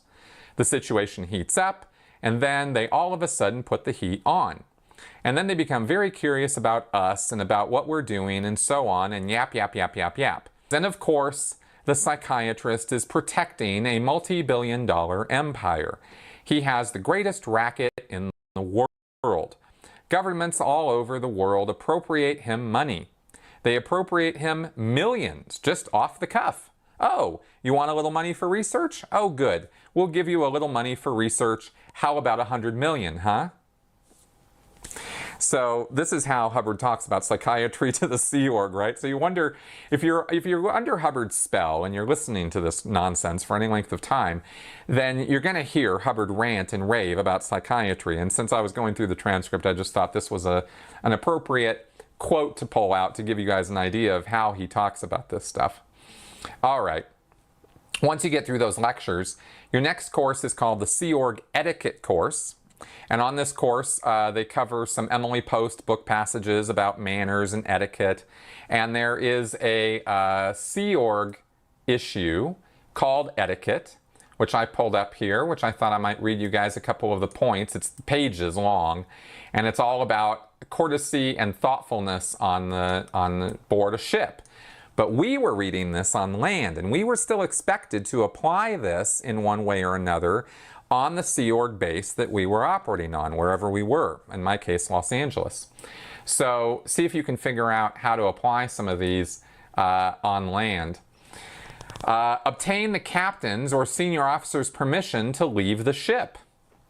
Before changing course or speed or starting engines, obtain the captain's permission. When boarding or leaving a ship, always salute the quarterdeck whether the flag is flying or not. Okay, really useful stuff, right? And this goes on for pages and pages. A coxswain always offers the tiller to the most senior officer. Great. That had zero applicability to my life the entire time I was in the Sea Org. Anyway, just some of the nonsense that you have to learn on the Sea Org etiquette course. Then you have the personal grooming course, where you learn how to tie a tie and you learn how to wash your face and learn how to comb your hair and this kind of thing. Hubbard expected Sea Org members to be relatively clean and presentable. And then you have the last course, which is called the Basic Cleaning course. And this is a course where you literally are educated on how to dust, how to clean windows with newspaper, how to polish brass with Brasso, and you practice all of this in the classroom, right? You dust tables and you polish some brass and this sort of thing. So so that's the cleaning course, right? And it's called the Basic Cleaning course. There is no advanced cleaning course in the Sea Org. It's just this one. But this is where you learn how to do those white glove passes and that kind of thing.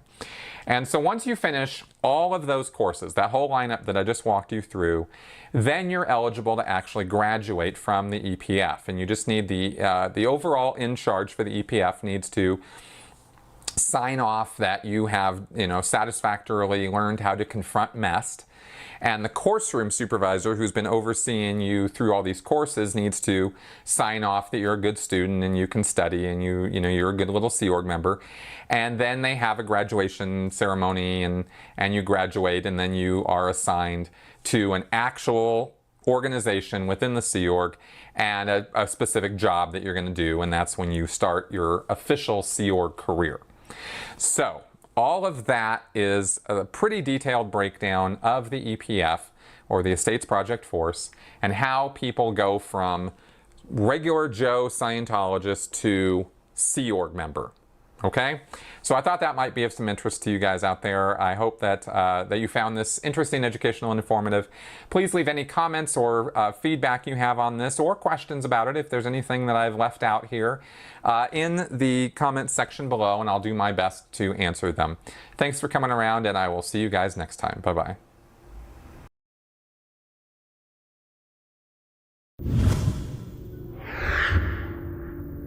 Hey everyone. So this week I have an opportunity to do a little bit of an in-depth look at the Office of Special Affairs as an intelligence operation.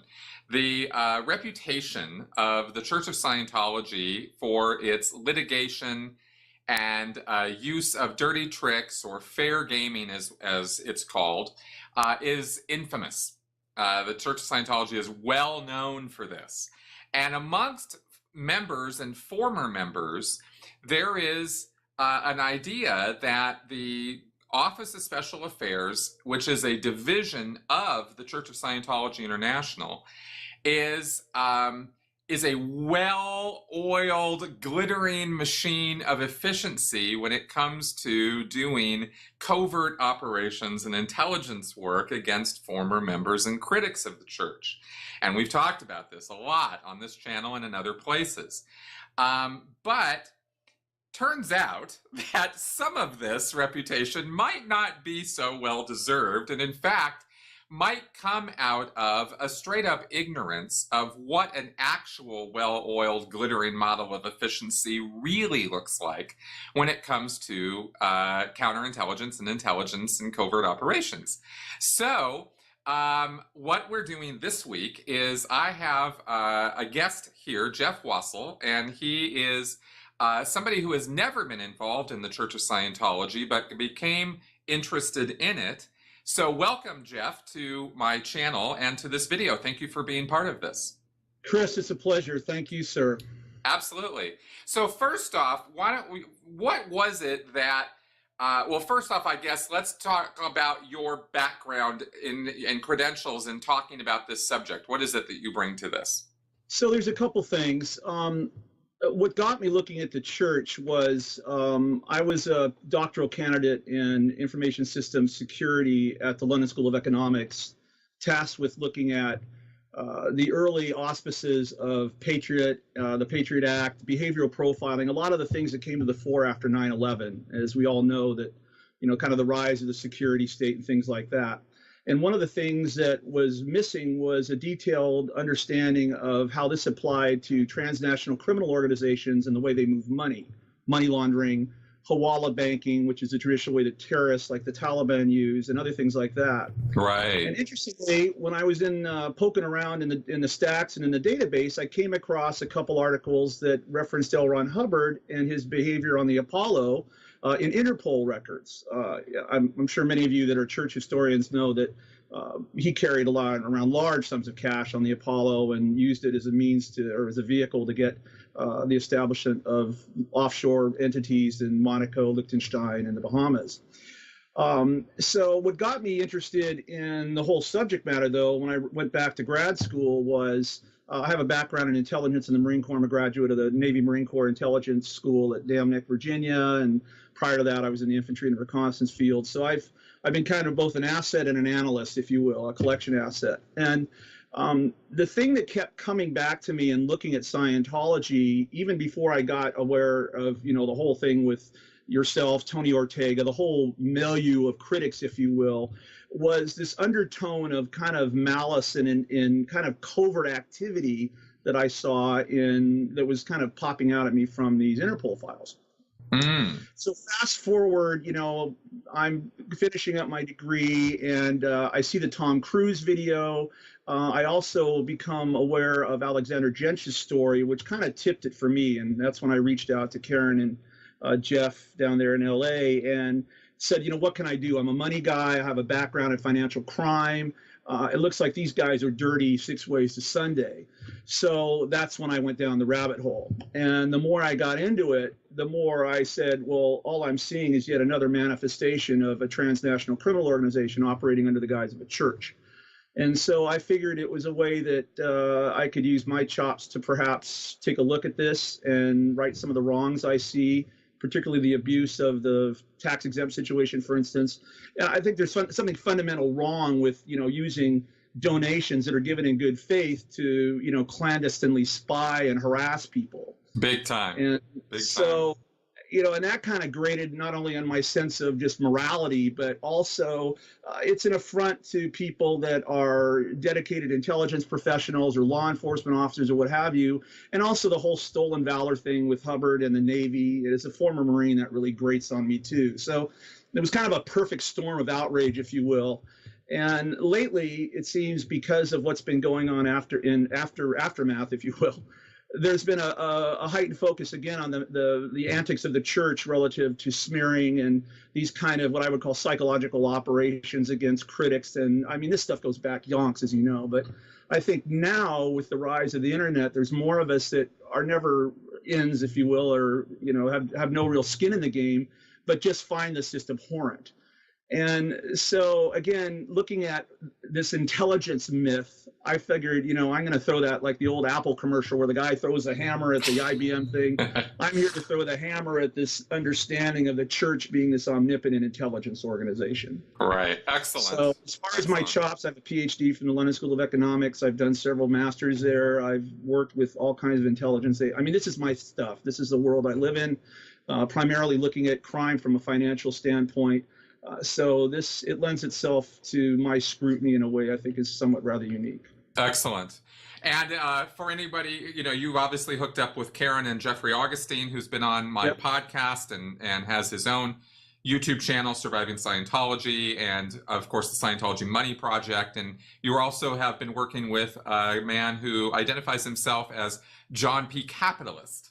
Yeah, we're fellow travelers in our regard for, I think, scientific rigor and numbers. JP was kind enough to ask me to blog again, and that's where you found the piece I did on the church and intelligence. But we've been collaborating a lot with Jeff behind the scenes on a kind of, Jeff has a phenomenal institutional understanding of the church and has been mapping kind of the contracts and all this other stuff. I think it came to the fore there on Aftermath when he was on there with Matt Pesh and Mike and the rest of the folks. But there's a lot of other stuff that's going on under the hood that we're trying to money map the way the church behaves, not only domestically, but transnationally, because it still has a presence in, I mean, pretty much anywhere where money moves, where there's access to people that have money to give. I mean, this thing's a money machine. So at the end of the day, the best way to bring it down is follow the money. And that's what we're trying to do. And again, JP and I, our skill set is looking at it in a window of financial crime, his Wall Street chops, and looking at, what are the cash, what's the motivation for getting money? How does money get acquired? It's basically the whole buy proposition, if you will, about the church. Excellent. And I am expecting that there will be some interesting work coming out on all of that. Absolutely. Your recent blog post with John P. JP highlighted specifically the Office of Special Affairs and the intelligence, which is the intelligence arm of the Church of Scientology. The Office of Special Affairs, for anybody who doesn't know, is a division of the Church of Scientology International. It's manned exclusively by Sea Org members, and at the international level, at least, right?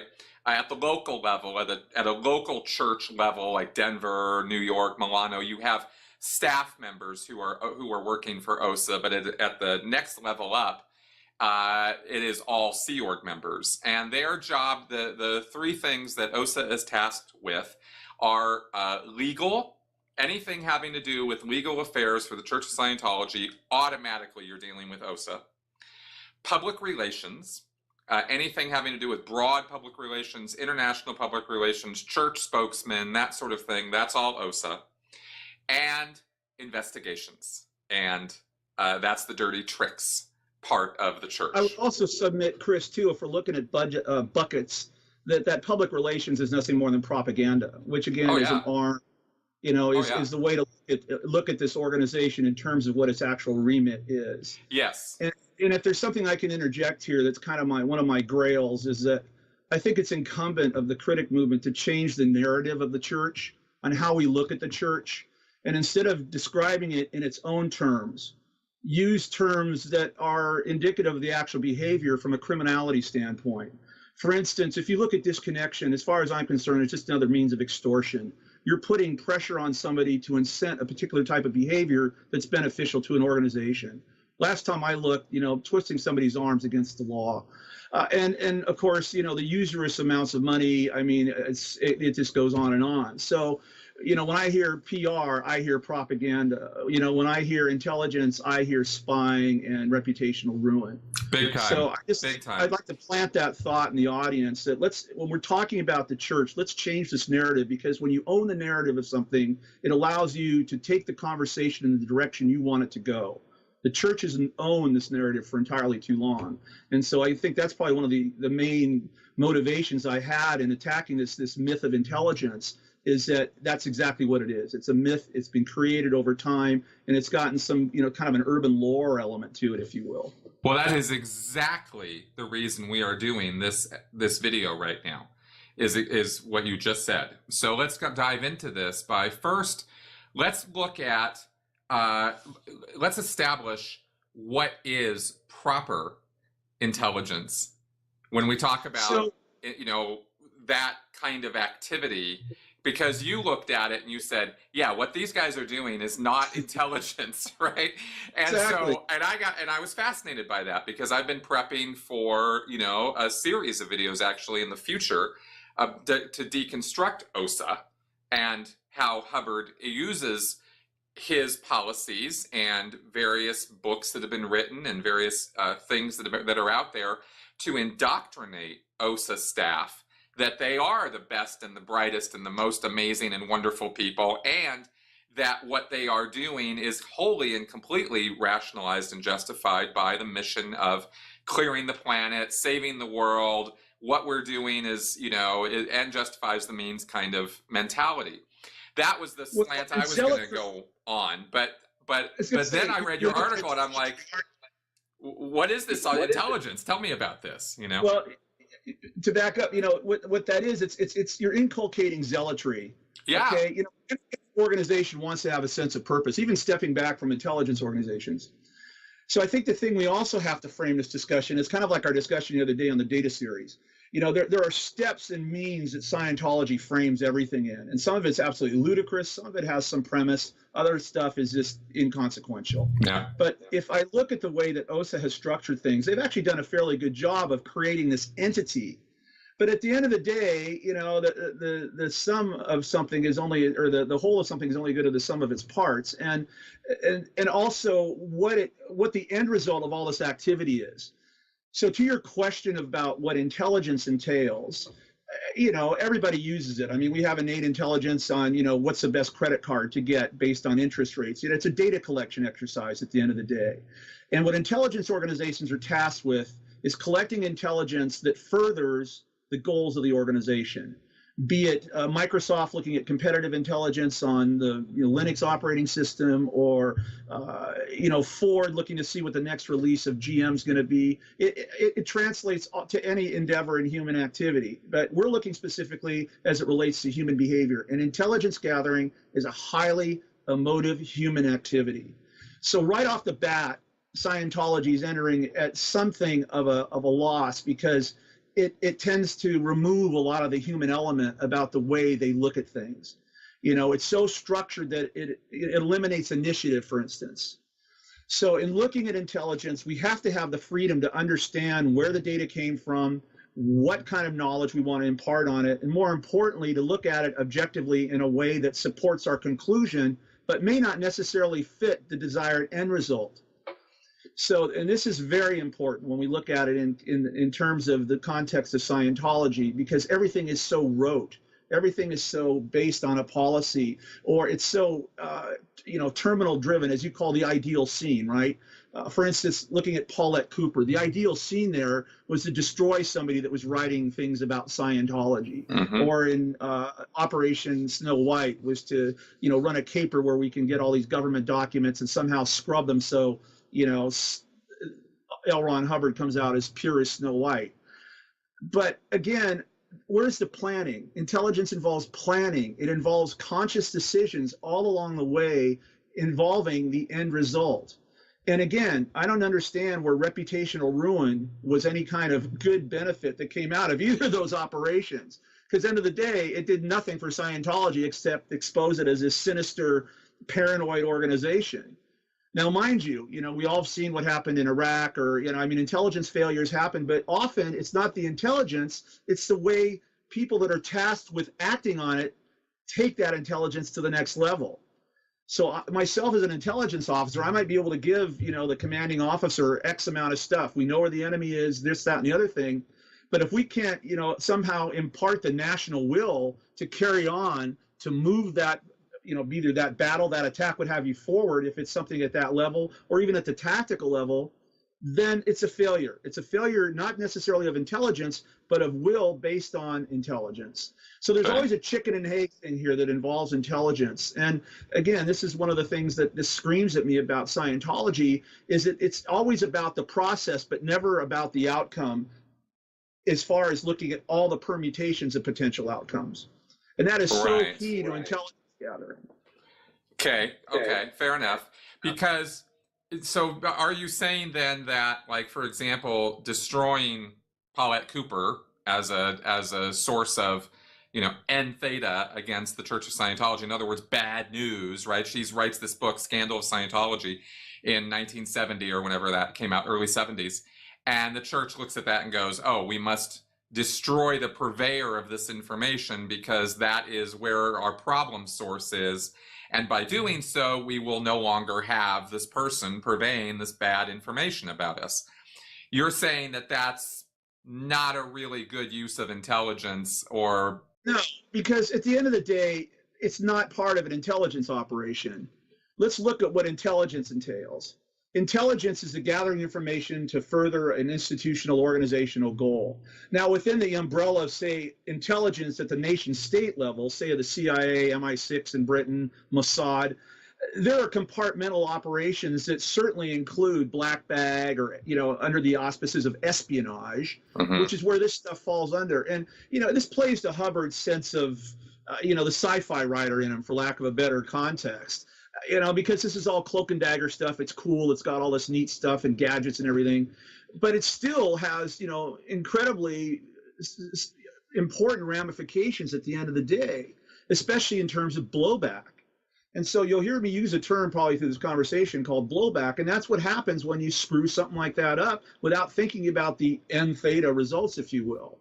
Right. How does they know that, by doing something with getting her fingerprint and not destroying the document, right? Good tradecraft, that it ends up getting hoovered up in an FBI sting, or that somebody defects that's part of that. I mean, you have to think through all the outlier behavior that can happen in an operation. Now, mind you, it's almost impossible to do, but again, a good intelligence officer tries to predict this, especially, again, when you're dealing with human intelligence or an espionage, when it's all about human behavior. I mean, you can sometimes get a buy when it's a satellite or it's some other form of electronic or mechanical intelligence gathering. I mean, clouds get in front of the lens, or you can't get airtime. I mean, that's all somewhat explainable. But people are somewhat predictable in the way they respond in certain situations. And then if we go fast forward to the Guardian's office thing with the operations, or Snow White, that was just a disaster. I mean, it's just like Watergate was to the Nixon administration, a nickel and dime, black bag burglary that ended up, completely capitulating an entire administration. So again, where's the win in that, Right. And again, I come back thinking these things through a process. Hubbard talks about a process, but they in no way resemble what I would call sound intelligence principles. No, and I've never read anywhere in Hubbard's policies, and I can't claim to have read all of them because I haven't been exposed to all of OSA's confidential issues and that sort of thing. I've been, gathering all this stuff up in preparation for that. But in everything that I have read, and I have read a lot, I've never seen anything where Hubbard wrote, hey, let's look at all possible permutations and consequences of what we're about to engage in, and make sure that what we're doing has a cost-benefit analysis that makes sense, right? Because if they had done so, then they might have thought through, okay, what's it going to take to execute this Operation Snow White?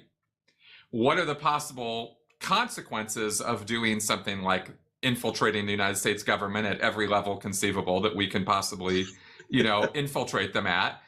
Maybe this isn't quite, the thing we should be doing. That's kind of the point you're making here.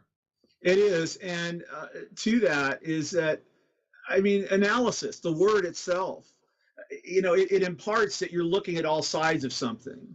And, everything that I've learned to date about Scientology, it's a very deterministic thing. And that's the last thing you want in intelligence, because the upside of chaos or randomness is also it provides opportunity.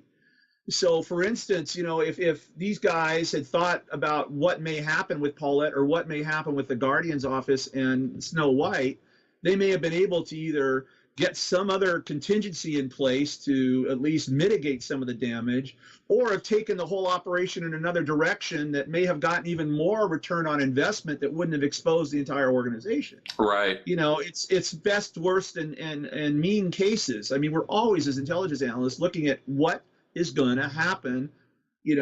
Always, you tend to be somewhat of a pessimist as an intelligence in any organization, because you'd rather be surprised with a keen analysis than surprised by a really nasty surprise you had absolutely no clue over.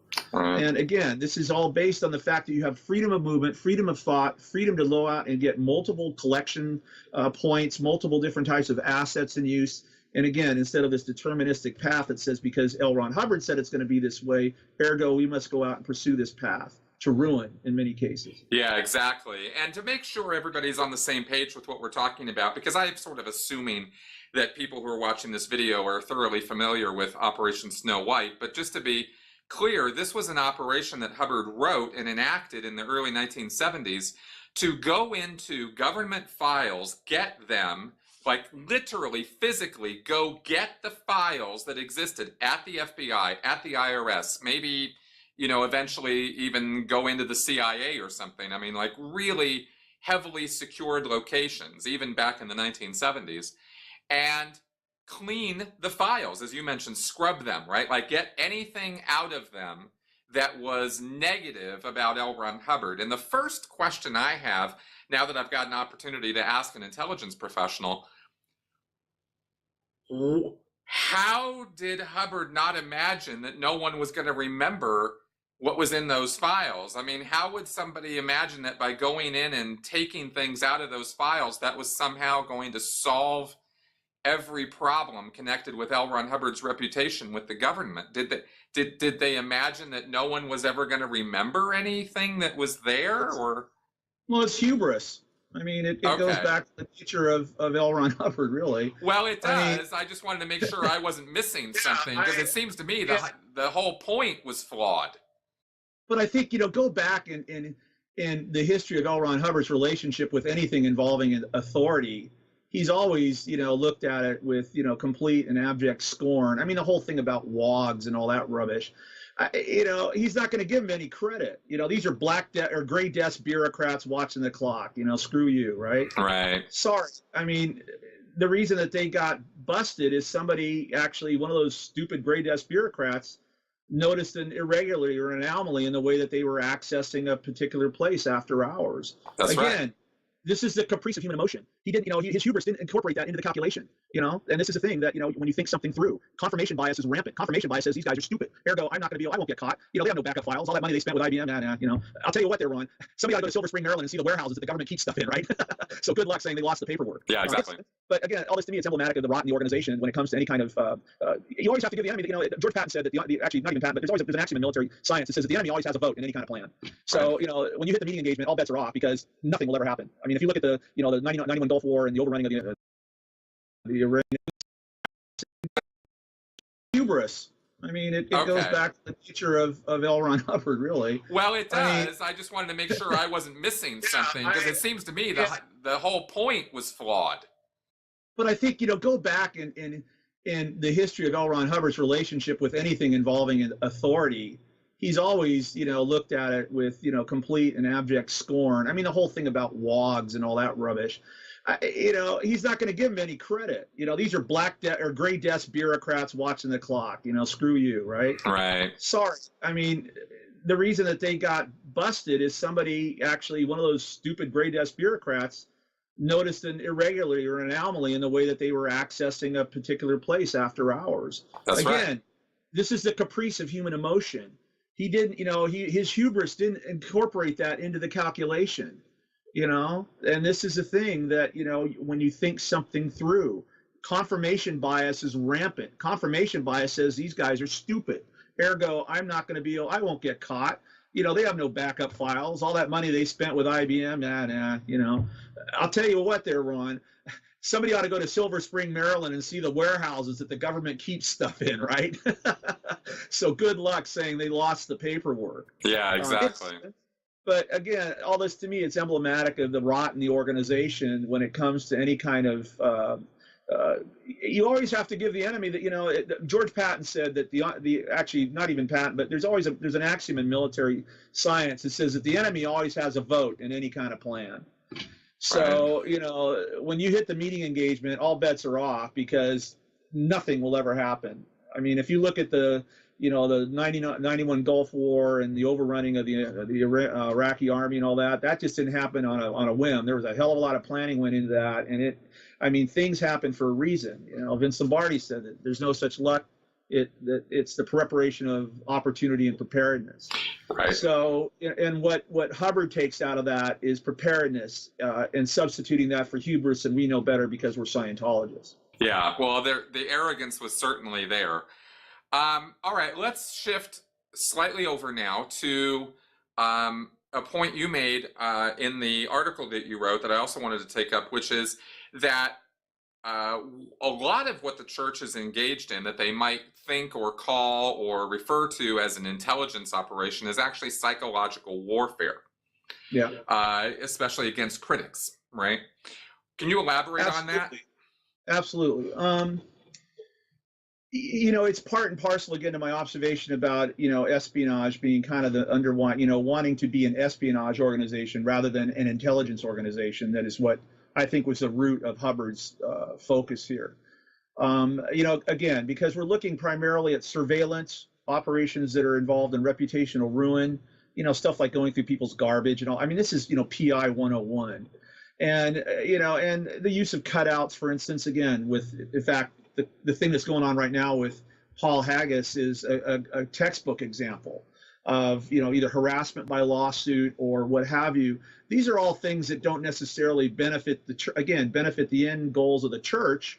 They give everybody a warm and fuzzy because they're doing something at the tactical level, so they can tell the troops, "Hey, we're fighting all this end theta." Yeah, but it's low level stuff. Let me catch you off for just a second because I need to define what is a cutout. What does that mean for anybody who doesn't know? A cutout is an individual that is used to create plausible deniability. So, if I am David Miscavige, I'm going to, this is these armies of PIs and lawyers that the church constantly uses to put in some kind of plausible deniability or distancing from a particular activity. So then it takes a little bit of, investigative chops to find out who's the power behind the throne, if you will. Okay. And it's very common in, in espionage instances. It's used. There's this idea of what's called a false flag operation. It's very similar, where somebody will do something under the guise of one particular idiom or ideology, when in fact they support something that's completely counter to the goals of that particular organization. Okay. And we go back to this idea, everything kind of comes off of surveillance, really, if you look at the church, looking at people's trash and then looking at the way people behave, so you can find some type of, in Scientology terms, their ruin, not so much from trying to cure it and is the way that their doctrine says, but more so to use it as a means to destroy a critic. That's right. So, you look at what happened with, Mike and Marty when they first came out, all this, that squirrel buster nonsense, or having cameras in your face. This is all stuff that's, psychologically guaranteed to rattle you. And it's right out of the, anybody's espionage playbook that's looking to try and destroy somebody's will to take on a particular entity or to pursue a particular political line, or in this case, to go after a particular entity, i.e. the church. Yeah, but it's certainly its first state. Okay, it's certainly reflective of Hubbard's vindictive nature. Absolutely. He was writing about this as far back as the mid 1950s. How this quote, ruin them utterly, when he's referring to critics, that comes from that time period, right? And then later, 10 years, 15 years later. Yeah, fair gaming and all this stuff, whatever euphemism you want to use, it's just all about, taking somebody off the battlefield, right? And let's talk about what it is. I mean, if we look at, Hubbard, the more I read his stuff, he had an obsession with military science and intelligence stuff. And so many things are couched in terms of the enemy or the battle or the coming conflict or blah, blah, blah. So it's not a real leap to be talking about this stuff in terms of what a, more so a military intelligence or military dirty black bags or, nation state professional intelligence or espionage organization would undertake. Right. Now, do you think that this is from what you've seen and you've read about Alex Jentzsch's situation, you've become familiar with former members, what we went through, how the church operates, what the carrot is that they're offering, and how they go about, like you mentioned, it's a cash cow. There's zero question about that. do you think that this kind, like, how would you imagine OSA, or the Guardian's office now turned into OSA, would operate constructively to forward the church's activities, Church of Scientology's activities? Like, how would you see it different, how that they would actually be doing it right? Well, let's look at the commercial world. Look at the way Johnson & Johnson handled the Tylenol scare. Okay, you take something that's inherently toxic. This med is killing people. They went out and they got it all off the shelves. They issued mea culpa PR. They went out and they proactively said, "We know we screwed up." I mean, it was a brilliant. I mean, it's a Harvard textbook case of the right thing to do in corporate branding and corporate marketing terms. And if you look at the church right now, I mean, its brand is toxic. JP refers to it as, kitty corn, or Ebola covered kitty corn or something like that, right? I mean, it's just heinous stuff. Yeah. And I mean, you have to, the first thing I would say is, get rid of the shovel, because a good thing is to stop digging, right? And that imparts some semblance of organizational unity. The problem is that you've got a tyrant at the top that's just man. I mean, this is, it's a nepotistic. God, you could just run with the adverbs and adjectives with it, but nothing's going to happen until Miscavige realizes that he is the thing that's making this thing as toxic as possible. Because at the end of the day, the folks down here are probably saying, I believe in what I'm doing.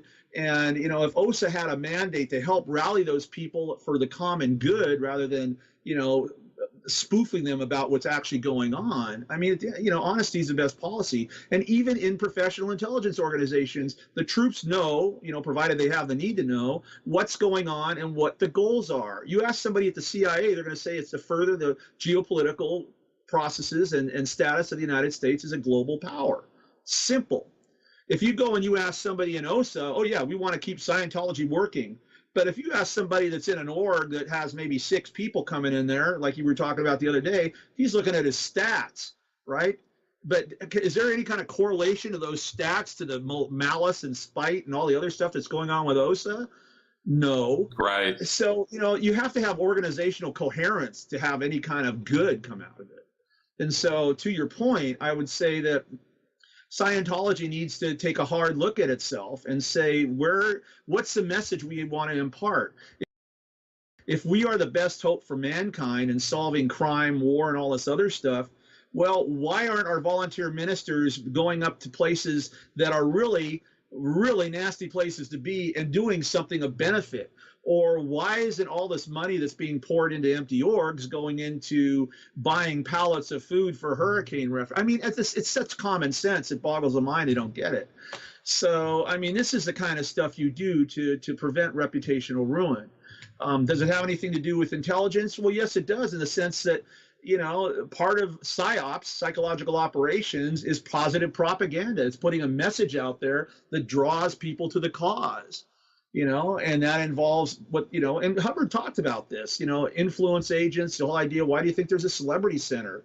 The problem is that the brand is structured in such a way that it's toxic to even anybody that's supposedly going to go out and advocate it. So until that toxicity is purged, you're at square one. Big time. Big time. Yeah. I could not agree with you more. And it does come from the top. Zero question about it. In fact, something just occurred to me. If you look at, at the end of the Vietnam War, the CIA actually was very phenomenally successful during the war. But in what context? In the terms of defeat, of advocating American interests, or in terms of the box of espionage? Well, maybe a little bit of both, some not some more. But there was a very famous hearings led by Frank Church that came out and basically excoriated the CIA for their behavior. He was showing all kinds of tools of the trade and all this stuff. And it was it was a nadir probably for the agency during the Cold War. And they sat back and figured out, how do we, one, get, our reputation restored with our customers, which is, people in, the politicians and government that need to make decisions off our stuff, and the American people, because at the end of the day, it's their tax dollars, right? And they went through a very methodical program of outreach to say, this is what we're doing, there's some mea culpas on, working with the FBI on campus unrest. Maybe we went over the board here, this, that, and the other thing. And the one thing they did is they released boatloads of unclassified and declassified information so people could see what actually had been going on. Think about how hard, Chris, it is to get information out of the Church of Scientology. Oh, yeah. I mean, that would be one major thing, is just to open the doors and say, hey, this is our stuff. Not so much, the OT8 and all the, the WikiLeaks stuff, but just the day-to-day way that the thing runs, so that people can understand that, again, when you look at it, it's this monolithic, malevolent thing, just like people perceived the CIA back in the day. And yet here we are, people are, probably still may not trust it, this, that, or the other thing, but still, I would say that there's a higher degree of confidence in the capabilities and competence of the CIA than there will ever be in the Church of Scientology. Right. So, it's actually not quite an apples to orange comparison if you really look at it. Okay, fair enough.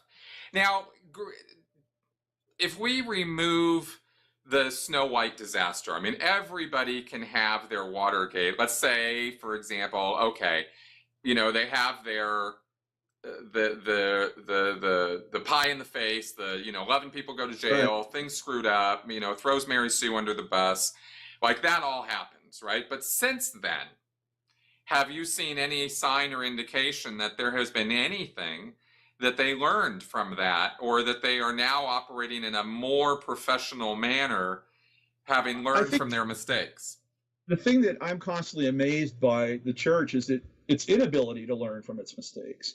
There is no institutional memory in the church that allows them to be introspective and figure out how we can do something better, at least from what I can see. I mean, you may, or other people out there may disagree with that, having been in the church, but I'm a student of organizations, and when I look at the Church of Scientology, I just see this sclerotic thing that doesn't have the ability to be self-referential or introspective in a positive vein.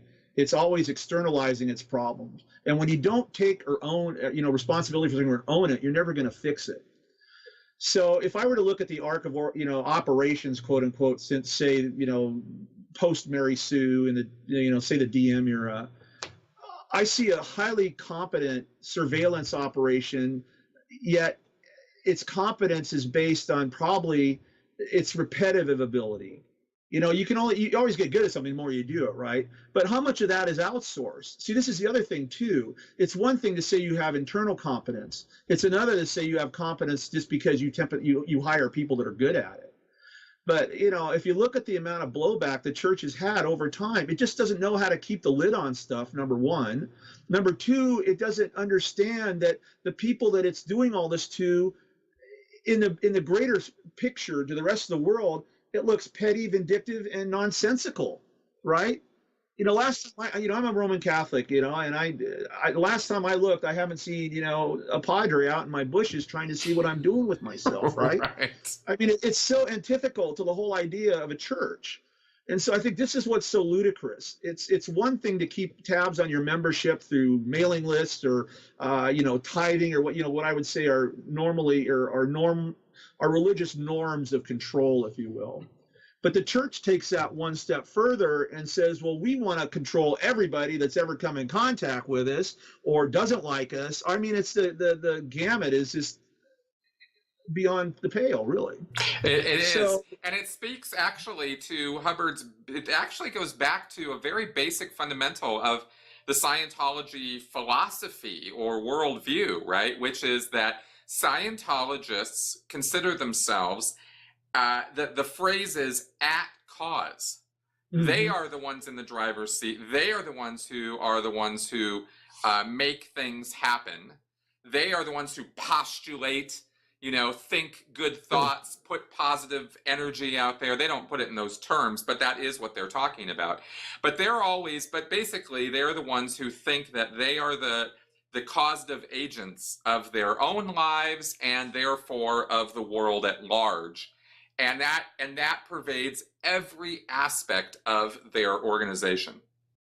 So if you think of that thought vacuum, if you will, we're talking about this worldview that's stuck in a 1950s mindset, and more so by policy is stuck. I mean, they've got a stake in the ground where that comes from. Yeah. And and looking at the documents that Hubbard has put out on quote unquote intelligence, I'm thinking of the intelligence principles and the checklist we discussed that has those reference tomes on it. nowhere in there does it show any room for adaptability over time. That's right. I mean, espionage is probably the most innovative field in warfare, if you think about it, outside of technical. Certainly the technical component of it, but just the way that we look at people. Look at crowdsourcing. I mean, the age of the internet. I mean, they've done nothing to change their means of intelligence propagation, if you will, in the age of utter and total scrutiny. And this is what has really exposed them, to people like myself and others, to the folly of what they're trying to do. If nothing, turn it around, use that as a means to counter the N theta, but don't sit there and put up a smear site with, pictures that look like they were hijacked out of the National Enquirer. Come out with a reasoned argument about why somebody's wrong. I mean, it's simple. It's so funny. It's so funny you bring this up, because when I was in the church, later years of my time there, I didn't realize at this time when I'm telling you about this that I was going to be leaving soon, but I was almost in despair at the church's misuse of the internet. And I was a Sea Org member at the time, right? So I had a very limited use of the internet or exposure to the internet, very self-policing as to what I would look at. But my point of despair was not Xenu is on the internet, or, there's N theta, bad news on the internet. My problem was I go to all these events, I hear all this good news, all this wonderful expansion of Scientology, and I can't find one corollary or corroboration of any of it anywhere on the internet. It's all counterfactual to your experience, right? That's right. And I couldn't find. And what I was most frustrated about was I was thinking, well, if there was anything we as a church could be doing right now, it would be flooding the internet